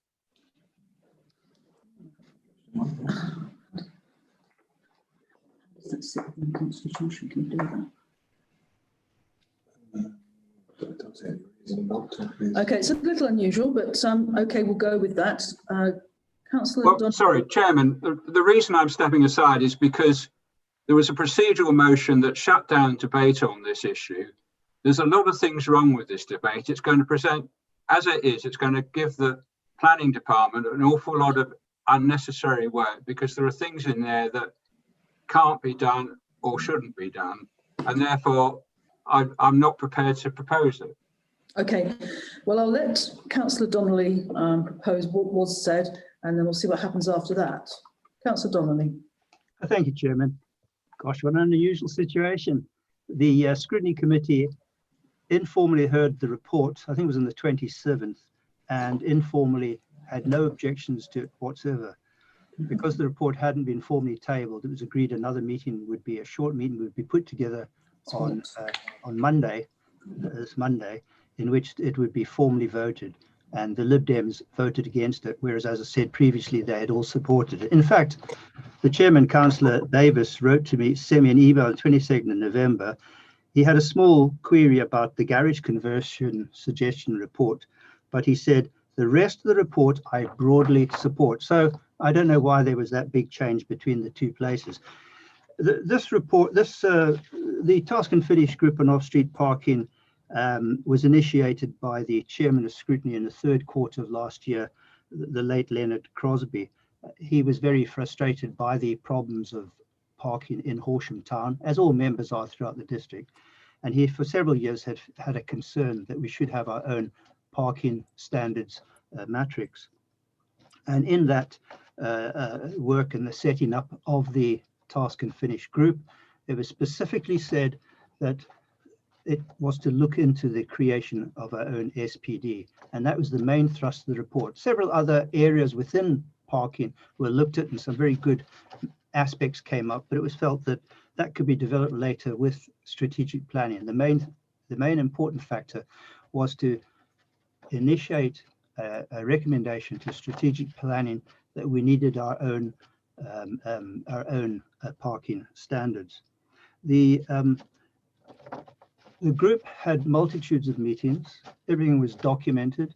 It was taken to scrutiny on 10 occasions. As Councillor Daw said to Mr. Cornizzi, everyone has open access to all documents. There's multitudes of documents over a 12-month period. And we had no criticism or objections from any members or officers in this regard, which was exceptionally surprising. We had asked and hoped the chair of place, the director of place, would have joined the group for a discussion, but we did get a strategic planning officer who came down. And following that meeting with us, there was no objections or suggestions as to where we were going. We had 2 meetings with county's highway officers, 3 of them in total. One meeting was with one, and the other one was with 2 very senior county highways officers. And I do thank them for all their support in this matter and their time and actually quite kindness. And they similarly had no problems with us going solo with our own parking standards. Is somebody talking? At the meeting that the task and finish group had with the 2 senior county highways officers, the head of development sat in attendance, for which we were very, very grateful. So the head of development heard what the group was proposing, what the group was discussing, and the responses of highways. Head of development and strategic planning had no objections, no comments, no nothing thereafter, which, you know, we all found a wee bit strange. The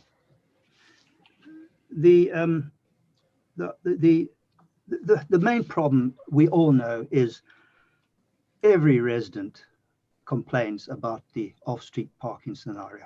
It's been a blight on us for over 20 years. It's turned our towns and villages into giant parking lots and tips. It is a total disgrace. It doesn't impact just the average citizen, it impacts everybody, particularly fire and ambulance. How many times have we heard stories, particularly in Horsham town, fire and ambulance unable to get through? And obviously thus, we had to consider how can we improve our parking arrangements for today and for the next very big future. Thank you, Councillor Donnelly. I think we've got the general idea. Let me just finish in one other thing. Councillor Burgess, probably rightly so, had some concerns about highways. Let me tell you something I learned during this meeting. I also have had huge concerns with highways often doing computer studies of our applications and not visiting the sites. From the highways officers, we learned that they have thousands of applications. And silly me, I've only always thought of Highways County as being our Highways County. Of course, they do the whole of West Sussex. I think they said they might have 21,000 applications a year. So of course they just do desktop studies. Of course they have trouble getting on site, and perhaps sometimes they rush the analysis. But the reality is the ward members know far more about the sites than any officer. The other thing, of course, is that the highways have been pressurized by a lack of funding from the government. They've had a huge turnover of highways officers. So I do have a lot of sympathy for them, but I believe that in going for our own parking standards mechanism, we will have a far happier and more successful district, not a giant car parking. Thank you very much, Chairman. Thank you, Councillor Donnelly. As you've presented something you were due to second, I now need a seconder for your proposal. Who have I got? Councillor Lloyd was going to second. Councillor Lloyd has seconded you. Okay, that's fine. Okay, does anybody else wish to speak on this?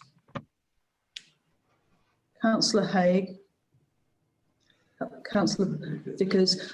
I think your hand went up slightly first, Councillor Vickers. I'll take you first. Thank you, Chairman.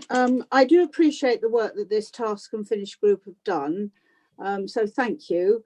There's a lot here for us to take in, to understand, and I'm dismayed to hear Councillor Bivis say that he thought the decision at overview and scrutiny was rushed. I have serious concerns that there are some inaccuracies in this report which officers need to correct, and I know this can be done to enable us to move forward. In my view, the report has been rushed and it's not complete, and not enough consultation has taken place.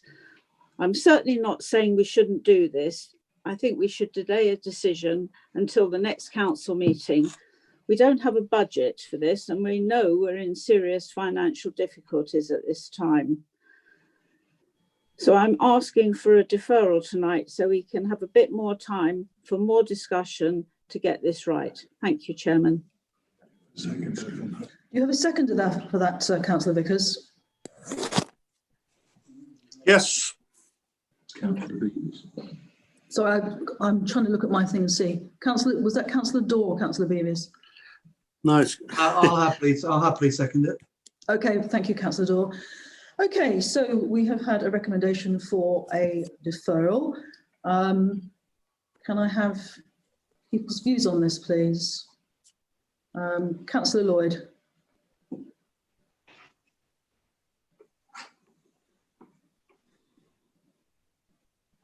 Councillor Lloyd, you're muted at the moment. Councillor Haigh. Sorry, no, I'm on. Oh, you're on. Okay, sorry, your hand disappeared as well. Ah, did it? Okay, all right. Yeah, I would normally have spoken on the substantive motion, but I will speak on this amendment if I may. Councillor Donald has given the background to the task and finish group's recommendations before you tonight. Really, for too long, HDC as a planning authority has had to adhere to the West Sussex County Council parking directives, which have blighted the towns of Horsham district for years.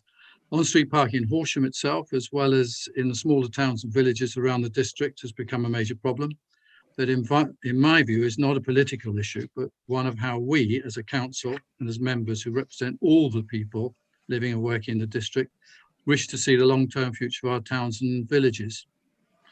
Too long, we have seen the development, after development come before this council without adequate off-street parking provision. For too long, we have seen on-street parking being factored into developments. For too long, the realities of modern living standards and multiple car use, even in one-bedroom apartments, has been ignored by West Sussex County Council. My question is this: do we as a council really want to see the roads of our picturesque towns and villages choked by on-street parking? I would like to think not. There's been discussion over there being no budget, but these costs, if we employ a consultant, are minimal, I suggest, when weighed against the simple expedience of providing adequate off-street parking to prevent the roads of our towns and villages becoming handy car parks for developers. There's talk about deferring it, but I can't understand why. Because tonight the council can agree in principle to this proposal, and over the next few weeks or months, evidence will come to the fore for members to make an informed decision at an appropriate time, either way. Frankly, as a council, I believe we need to face the realities of modern living and support the recommendations being made by the original substantive motion that was put forward and not the amendment. And let us agree in principle to the proposal tonight so that we can move it forward and show all our residents that we care about the environment they live in and we are prepared to do something about it. Thank you, Chairman. Thank you. Councillor Francis Haigh. Thank you, Chairman. I have sympathy with Councillor Donnelly in that he has put in a huge amount of work and his committee has given a lot of time to support this, and I understand the arguments that we've just heard. but I do support Councillor Vickers with this. The work has been somewhat rushed. I'm very concerned that we weren't able to debate it thoroughly. The procedures and suggestions in this document need to be checked thoroughly by the planning team to make sure, and strategic planning, to make sure they are in accordance with the NPPF and the planning guidance. Otherwise, we risk causing loads of problems for ourselves within the planning committees, and it does need to be deferred. And I'm happy to support Councillor Vickers with that suggestion. Thank you. I've got quite a few hands up to speak. I've got Councillor Blackwell, Councillor Burgess, Councillor Dawes, the seconder, so he'll come in last, Councillor Bevis, Councillor Donnelly, Councillor Circus, Fletcher and Landiau, and that is that. I'm closing the list now. So Councillor Blackwell, you're next. Thank you, Chairman. I would be voting to defer this motion. It's all been far too rushed. We have not been able to give it proper consideration. It's full of generalisations. The fact that in an area like West Chilternton, we do not have an off-street parking problem. Most houses have double garages, if not treble garages, and plenty of parking spaces. So, you know, and I think when the report comes out saying that everywhere in the district is blighted by this, it is not true. That's just one matter. I think we do need to look at the cost of it and the implications for the neighbourhood plan. So I think that a deferral at this time would be the sensible thing to do. Thank you, Chairman. Thank you very much. Could I ask the rest of the speakers to be as brief as they can, please, because we're now approaching 8 o'clock. Thank you. Councillor Peter Burgess. Thank you, Chairman. I'm not against a deferral, but I've listened to Brian quite closely, and you heard me earlier going on about the County Council highways.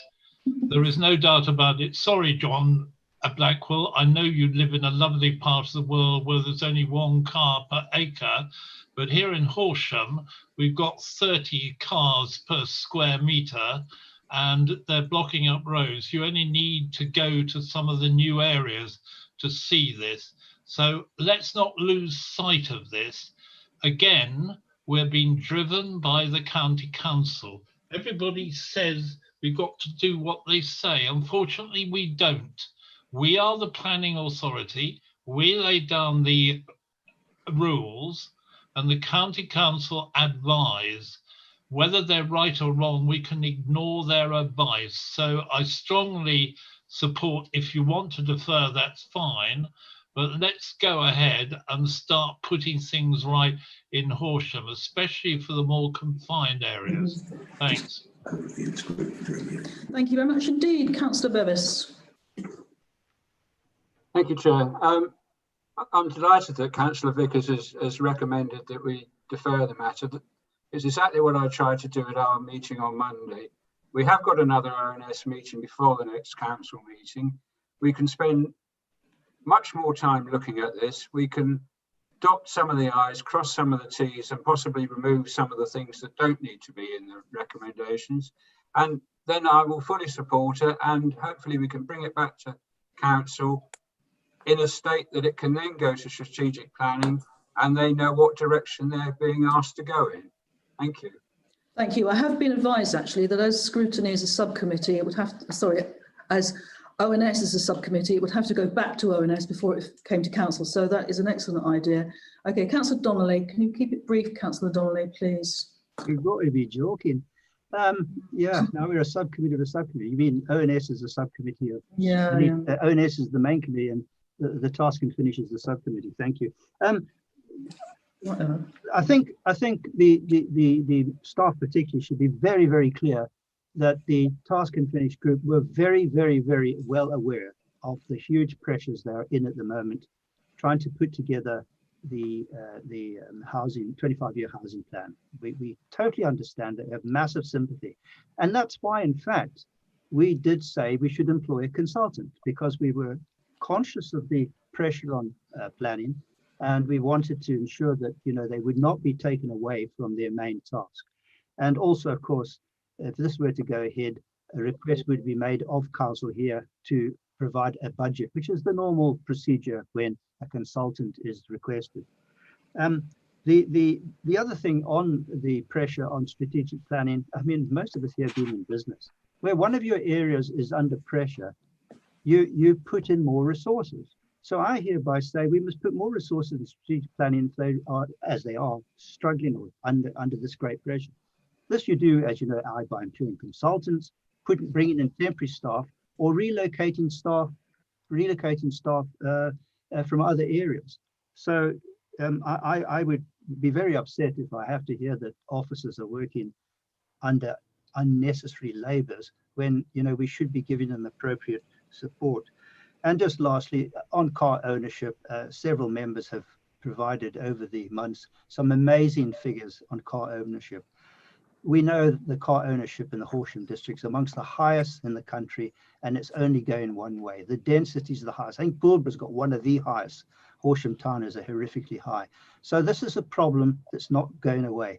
It's a real and present danger, and we are failing the citizens, and for that matter, Councillor Crosby's memory, if we do not do something about it. Thank you, Chairman. Councillor Circus, followed by Councillor Fletcher, followed by Councillor Dole, please. Thank you, Chairman. I just wanted to raise actually a point of order.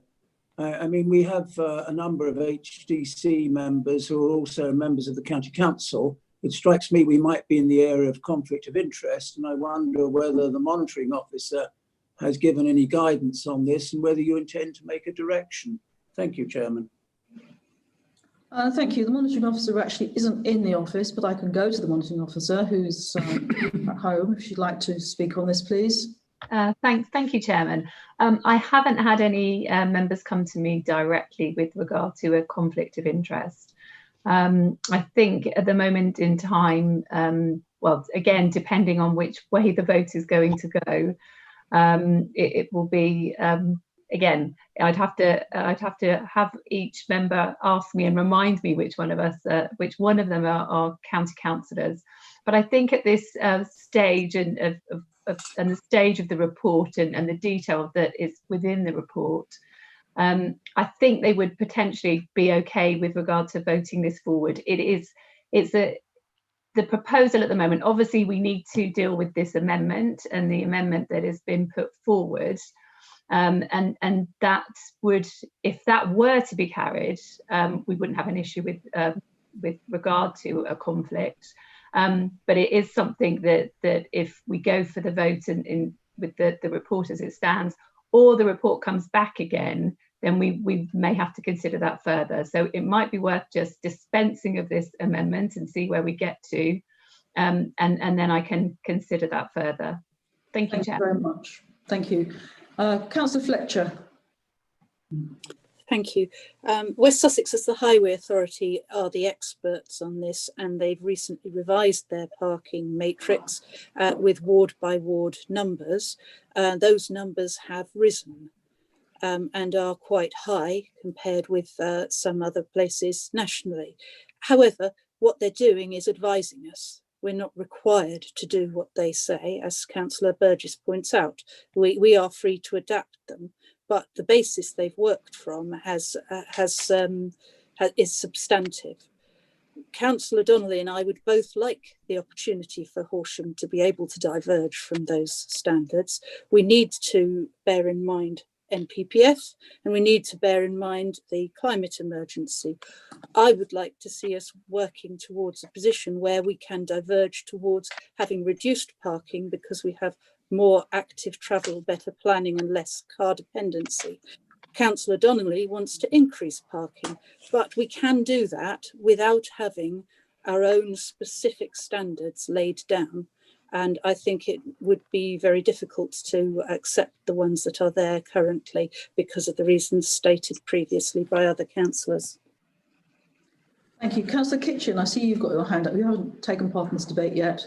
No, well, I've come back, Chairman, because I rather resent the implication that I'm not capable of making my own mind up as a twin hatter as to whether I should declare an interest or not. And I would like to just say to Councillor Circus, I'm perfectly aware of where my duties lie, and I don't like being accused of not making my own mind up.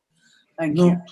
Thank you, Councillor Kitchen. We're now moving on to Councillor Daw, who was the seconder for this alternative motion. Yeah. Chairman, I have a question. I'm looking on the agenda. It says, unless refused by the Overview and Scrutiny Committee on the 7th of December, these recommendations, either as printed above or as amended at the meeting, are recommended to Council. Can we know whether those are the recommendations or are they changed, please? I think the person to ask is Councillor Bevis. I'm sorry, I wasn't at that meeting. I don't know. That was the report that was accepted by the ONS committee on Monday, Councillor Daw. Okay. My problem with this, and we are actually debating whether we're simply going to defer this, not whether we agree with it or not agree with it. I happen to agree with virtually all of it. I think it's excellent it's being brought before the council and for the council's attention. I thank everyone for the work that's gone in. I think there's two problems with it.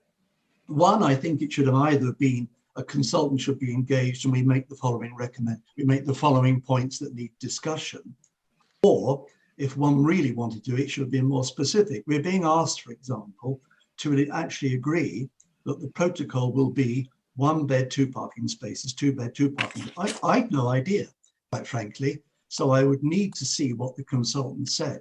So I think it makes every bit of sense for us over the next month or 6 weeks or whatever it is to have a further look at this, to come back with a perhaps refined proposal from ONS, which makes it totally clear, leaves it open for a consultant to come in and give us their ideas. And I would suggest that most of these things be referred to points to be looked at. I think there'll be a much happier way and a much better way of proceeding. But by and large, I absolutely think that we do need to look at this, and I agree with all the lots and lots of points in it. Thank you. Thank you very much. Councillor Vickers, as the mover of this amendment, would you like to give us the wording, please, before we vote on it? You're muted, Claire. Thank you. Sorry, Chairman. I'm asking Council to defer a decision on this evening to give us more time for discussion in order to get all the facts correct. Thank you. Does that include the fact that it goes back to overview and scrutiny to be discussed further before coming to Council? Absolutely, Chairman. It needs to go back to scrutiny and then come to Council again. Thank you. Thank you. Democratic Services, do you have that down? Yes, I do. So to defer the decision so it can go back to overview and scrutiny, so they consider it and amend some of the facts or check the facts. Okay, and then bring it back to Council. And then bring it back to Council, yes. Thank you very much indeed. Could you do a roll call for that, please? Yes. Thank you very much. Councillor Allen. For. Councillor Baldwin. Abstain. Councillor Bevis. For. Councillor Blackall. For. Councillor Bradnam. Abstain. Councillor Brown. For. Councillor Karen Burgess. For. Councillor Peter Burgess. For. Councillor Chowan. For. Councillor Circus. For. Councillor Clark. Abstain. What? Councillor Cornell. For. Councillor Costin. For. Councillor Croker. For. Councillor Daw. For. Councillor Donnelly. Against. Councillor Fletcher. For. Councillor Billy Greening. I need to. Yeah, I need to abstain. Yes, you lost because I lost signal. As you can see now, I'm yeah. Councillor Haig. For. Councillor Hogben. For. Councillor Kitchen. For. Councillor Lambert. Abstain. Councillor Landieu. Abstain. Councillor Lindsay.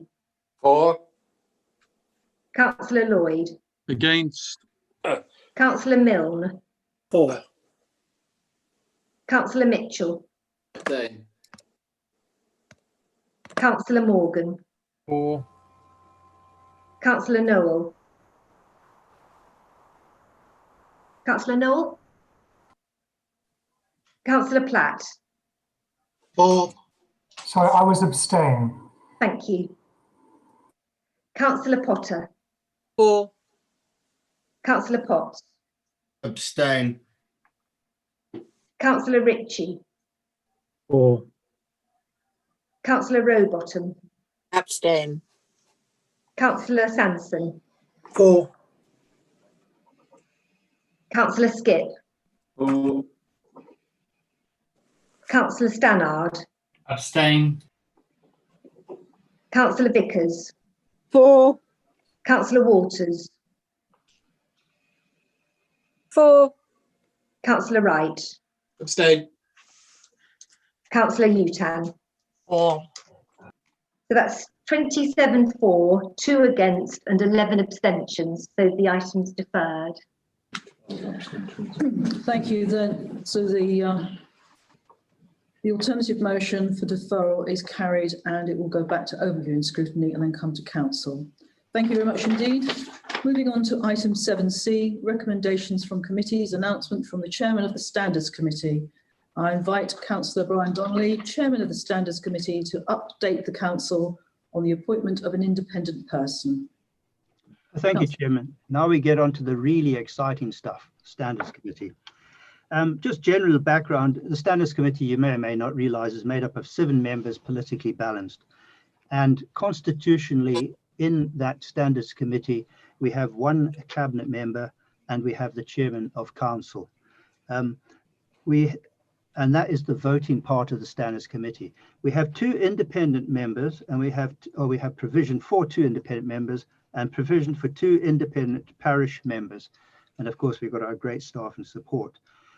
The independent members and the independent parish members are invaluable assets that we are provided with when we're doing our deliberation, particularly on complaints, most of which are unfortunately from parishes, and thus the independent parish representatives bring in some close experience and knowledge of what goes on there.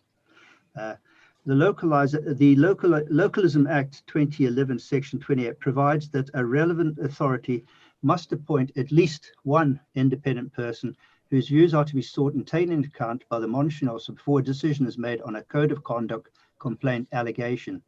Back in May 2015, the Council approved changes to the Constitution that allowed for 2 independent persons to carry out standards functions under the Localism Act 2011. Why do they always make these words so difficult?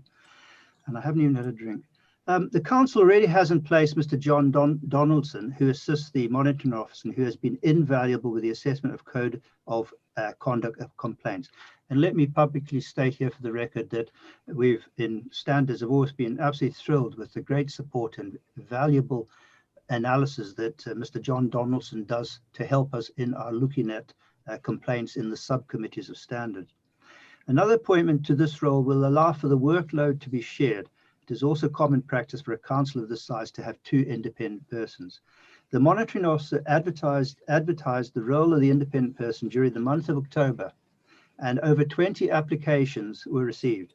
All of the applications were excellent, and shortlisting was very difficult for the monitoring officer and team. After deliberation, Mr. Michael Rumble has been appointed to the role. Michael comes to us after a long career in the police force and experience in the public sector. He currently sits on the Complaints and Investigation Committee of the Chartered Management Institute, ensuring that the CMI Code of Conduct and Practice is followed by members and any breaches brought before the committee are investigated and action taken where appropriate. Monitoring officer is under huge pressure, particularly from 1 parish, over complaints, and the amount of work involved is quite staggering. And so it's going to be great that we will have a 2nd independent person to assist in an analysis of the complaints, making independent recommendations for the monitoring officer and her team, and also the members of the committee to dwell over. Thank you very much, Chairman. If there are any questions, I'll be happy to answer them.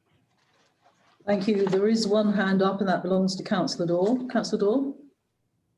Yes, thank you. Thank you, Brian, for that report. It's a good one. I should have mentioned, I believe, I'm going to ask Councillor Donnelly this to confirm, we do now have a gap on the Standards Committee. Is that correct, please? Yes, Chairman, that is correct, with Councillor Peter Burgess moving out of the Cabinet. Yeah, and therefore I'm sorry, he was on Standard, yes. I therefore propose Councillor Philip Circus to replace him as the Cabinet representative on that. I should have said that earlier, but I'd like to add that now. I presume the monitoring officer is happy to take that. Yes, thank you, Councillor Dorr. Yes, thank you. May I thank the leader for giving us such an excellent member.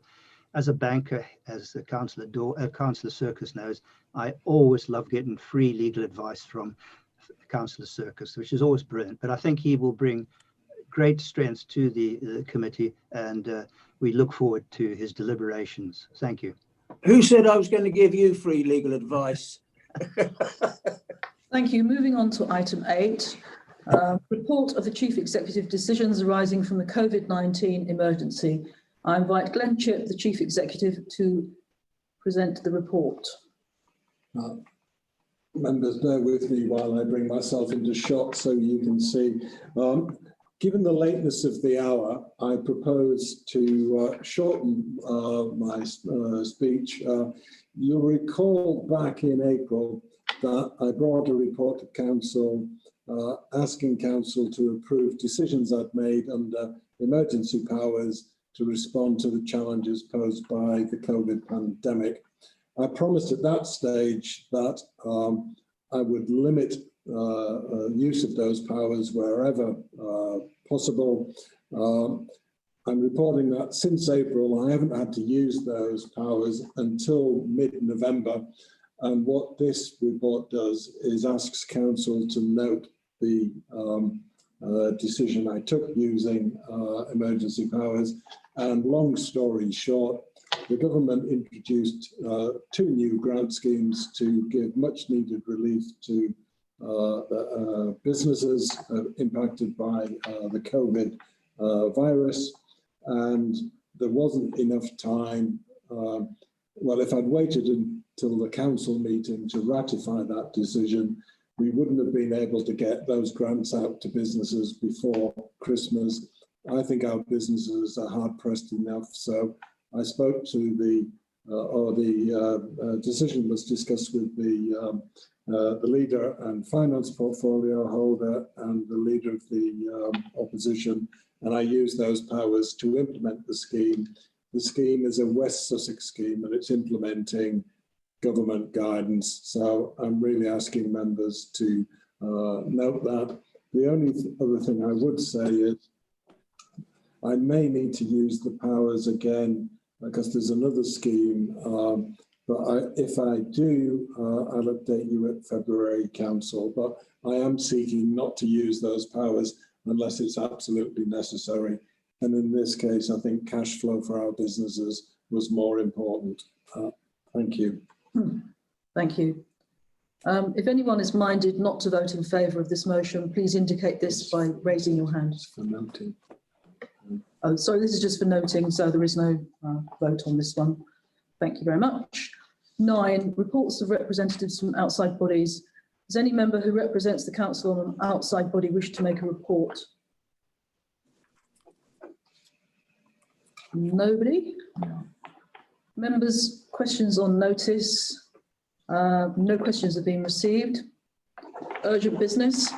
There is no urgent business. I now declare the meeting closed. There will be a short break, about 6 or 7 minutes, before the extraordinary council meeting that is taking place this evening.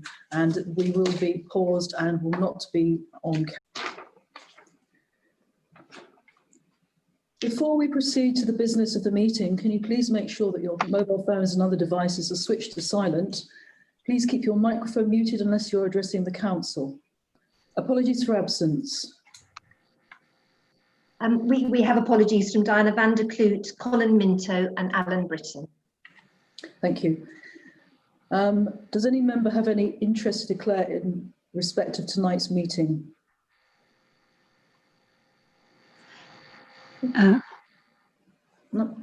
Can you hear me? We can hear you, Mrs. Crosby. We can't see you. Yes. Can you hear me? Yes, we can. Okay. I'm afraid my techies have deserted me, so I'm afraid I won't be able to continue with this. If you could send me the copy instead. I will Okay. do, Mary. I promise Thank you I've got it in an envelope for you. All right. Thank you very much.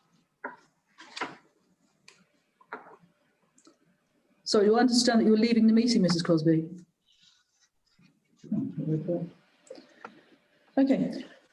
The purpose of tonight's meeting is to confer the title of Honorary Alderman on Leonard Crosby, former member of the Council, in recognition of his eminent service to the Council and the community, in pursuance of Section 249 of the Local Government Act in 1972.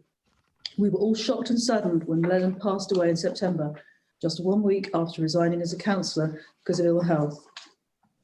This is an opportunity to honour his memory, and I'm pleased to have welcomed Mary, Leonard's wife, and family to some of the meeting. I call upon Councillor Tricia Houghton to move the title of Honorary Alderman should be conferred upon Leonard. Yes, thank you, Chairman. I'm delighted to have been given the honour of proposing that Leonard be made an Honorary Alderman of Horsham District, albeit sadly posthumously. Leonard had a long and distinguished and varied life. On a personal level, he and Mary were married for over 60 years, and they have 5 children and 8 grandchildren. He was born in Dublin and moved to Manchester aged 13 with his parents. He went to the London School of Economics and graduated with a first-class degree in economics. He taught for a short time before joining the Board of Trade at Millbank for 3 years, then joined Alcan, a Canadian mining company, with responsibility for the North East. He then worked for the consultancy arm of the Economist Intelligence Unit, specialising in the study of the UK aviation industry, which led to his taking on the role as Director of Customer Services at British Caledonian Airways, relocating to a house on North Parade in Horsham, where he and his family lived for many years. Leonard was asked to become president of Air Liberia on contract to British Caledonian, and from 1976 he was posted to Monrovia in West Africa. It was noted by Elizabeth, his eldest daughter, that more food and goods went out of his house than was ever used within it. And Leonard was so well respected in Liberia for his interest in education and the welfare of their people that he was made an honorary African chief. As with their custom of paying huge respects to fathers of their chiefs when they died, a representative of Liberia was sent to the UK to attend Leonard's father's funeral. Throughout his life, he had a strong social conscience, which was recognised by that honour.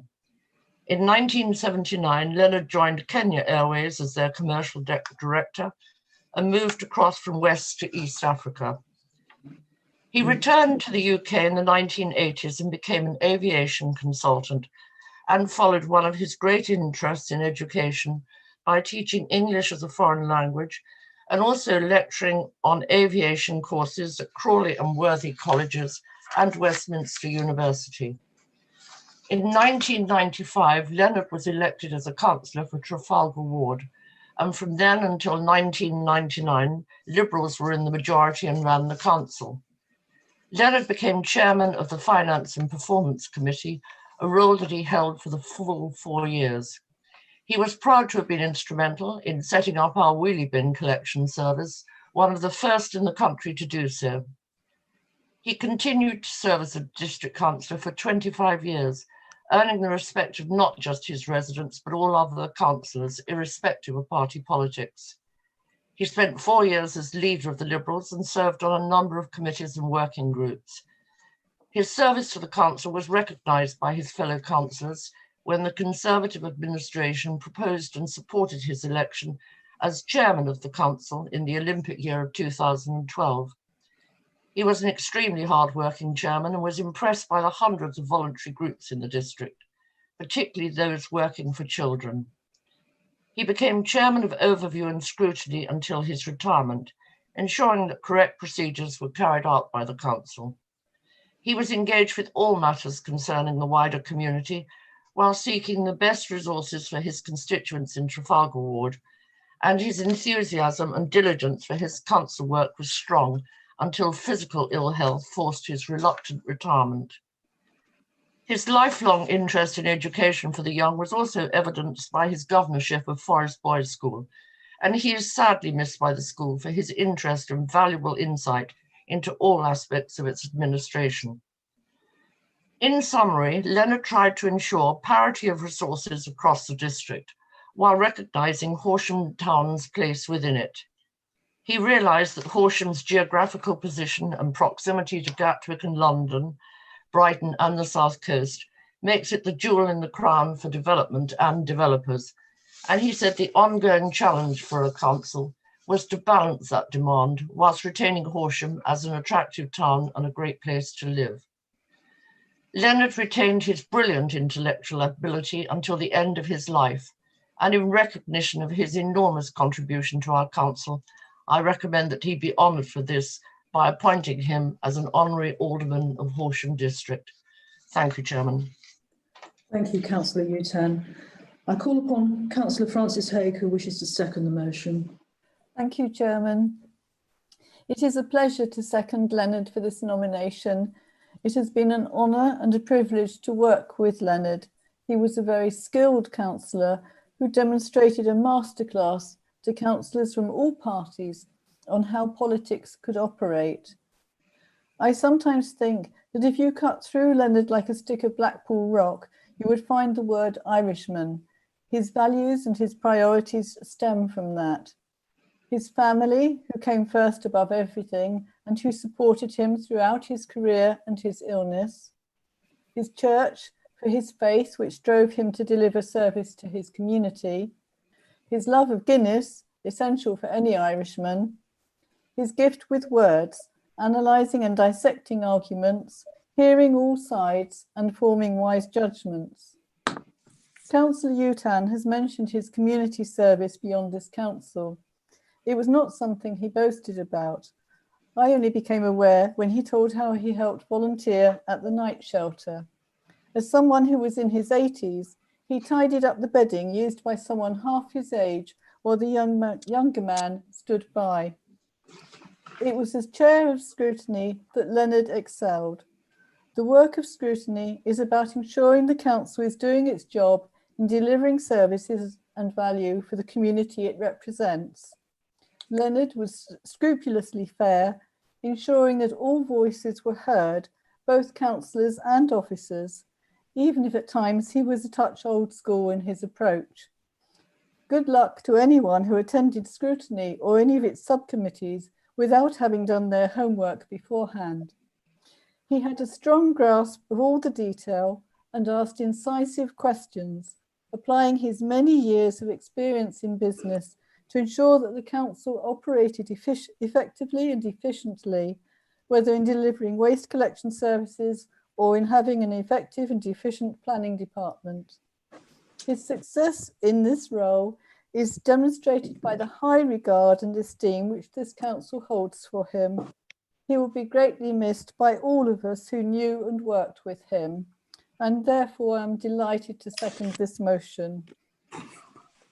Thank you, Councillor Haigh. I've got 3 people who'd like to speak, and I'm going to go to the Vice Chairman of Council, David Skipp. Thank you, Chair.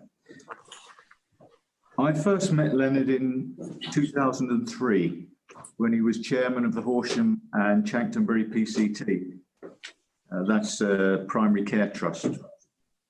At the time, I'd written to him asking whether the PCT would support a new hospital in Horsham and the district. Needless to say, his reply was courteous, but in the negative. Unfortunately, there was no money. In 2006, we made a further attempt to develop a Horsham hospital.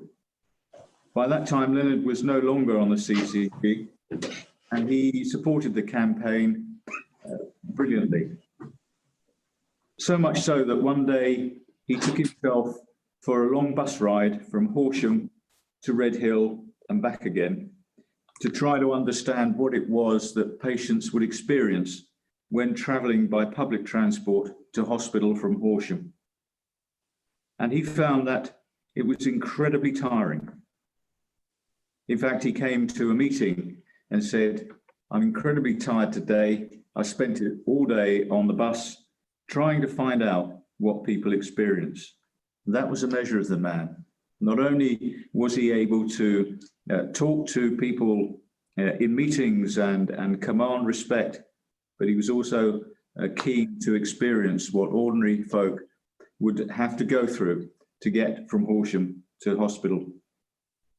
Sadly, although recounted to the board that was looking at Horsham and a new hospital, they didn't take much notice of what had happened to him. He was an astute politician, and I came to recognise that when I was leader of only the 4 Lib Dems. But it was very good to have Leonard to lean on, because he was able to make friends and allies across the political divide. He was always polite in debate. I never heard him rude or aggressive to a fellow member, even if he disagreed, although he was a master of ensuring his argument was crafted with a sting in the tail. He sadly suffered an increasingly debilitating disorder, which had made his mobility difficult and tiring. He didn't make much of it. He didn't want people to make a fuss of him. He didn't want special treatment. And I suspect, in fact, I know that during the last few months as chairman of Scrutiny and Overview, many did not understand the strain and the discomfort and the pain that he was in.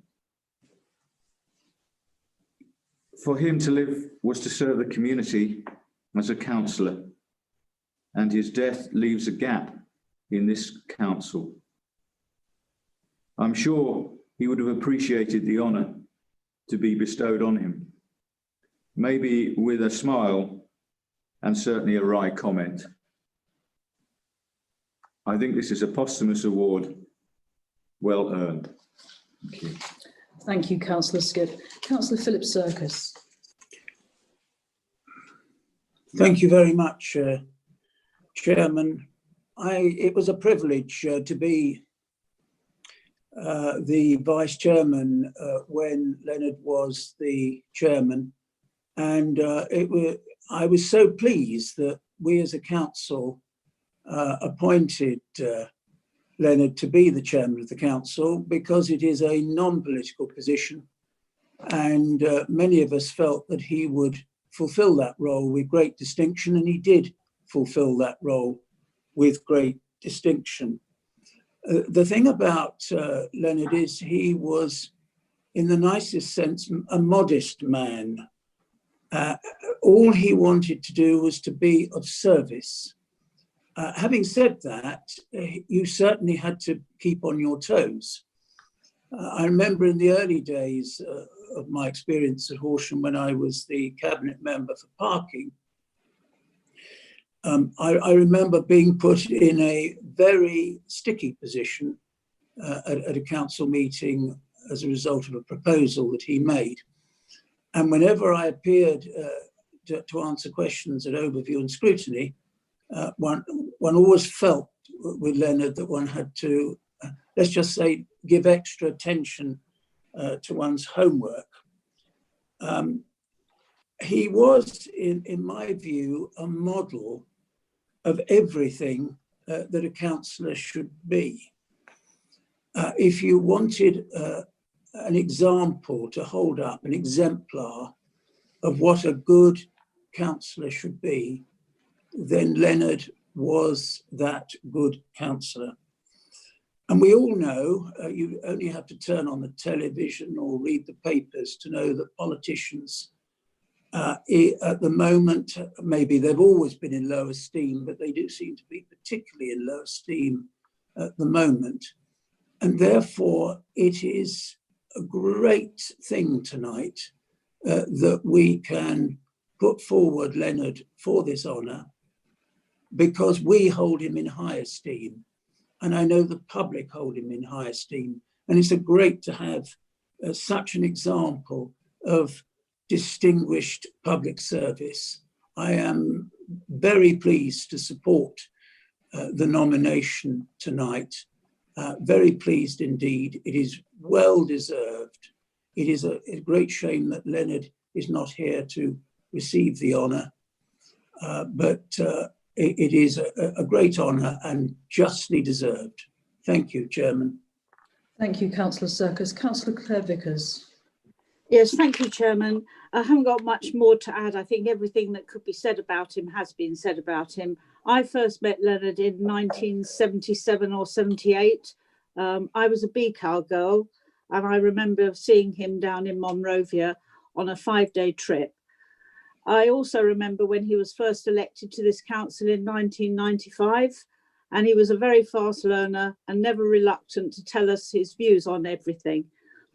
It was also my great pleasure to have him as my vice chairman in 2012. He was my vice chairman. He was a great support to me, and this honour is well deserved. I know everyone on the council respected him. I'm really sorry he can't be here this evening to hear these things, but I'm happy to endorse the proposal. Thank you. Thank you, Councillor Vickers. Councillor Bevis.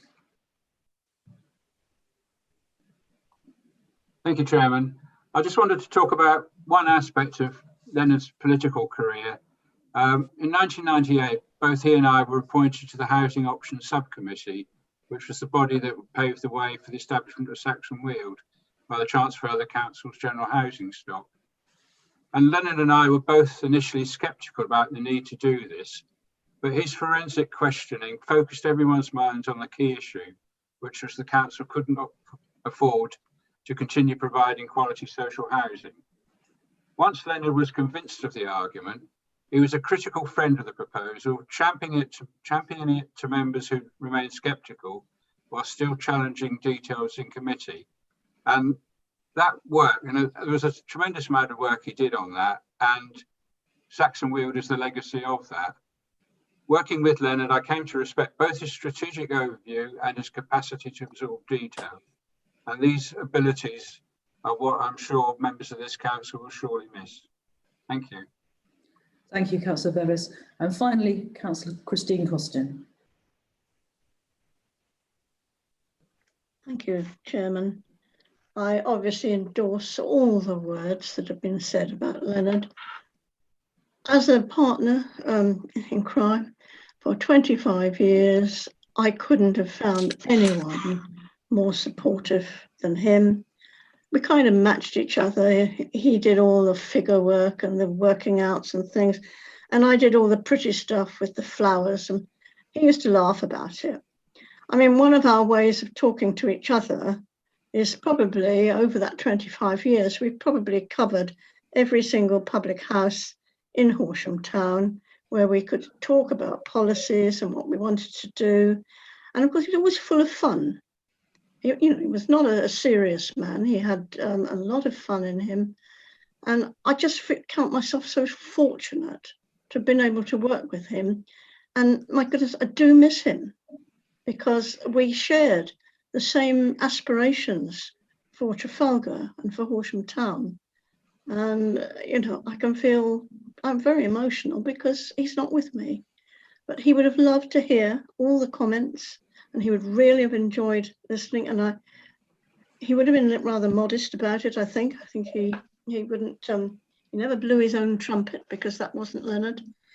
And I just think this is, yes, it's a very good thing to be able to give him an award.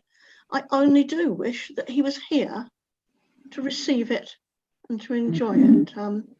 Now, I'm sorry that Mary appears to not be listening to us. I hope she can get a good transcript of what is said about Leonard, which, do you send a copy of the whole video? I don't know how we can do it, but she needs to know all the nice things that have been said, because yes, he deserves it. Thank you. Thank you, Councillor Costin. I'm just going to add a couple of words of my own. One of the pieces of advice that Leonard gave me very sagely was to carry a mobile phone and camera with myself whenever I went on events and get everybody you can to take a picture, because that's what Christian Mitchell did, and he was in the paper every week. So I thought I'd like to share that gem of wisdom with you. Chairman, yes. I have a statement from Councillor Newman, if that's possible, please. Oh, yes, okay. Thank you very much. Councillor Newman sent his apologies that he couldn't be here this evening. He writes, I first met Leonard at a barbecue held for staff at Crawley Hospital way back when I was first elected to this council. I believe he had stood to represent the SDP in Warnham. He was an Irishman from Dublin, my father from Cork. He was highly entertaining and sharp. I still remember his comment when disagreeing with a decision. I wouldn't have started from here. Very Irish.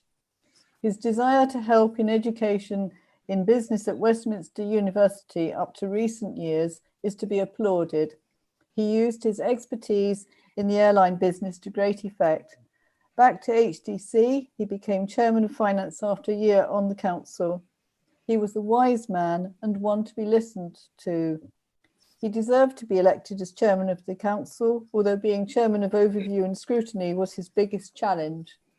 He got things done behind the scenes, no show, no rancour.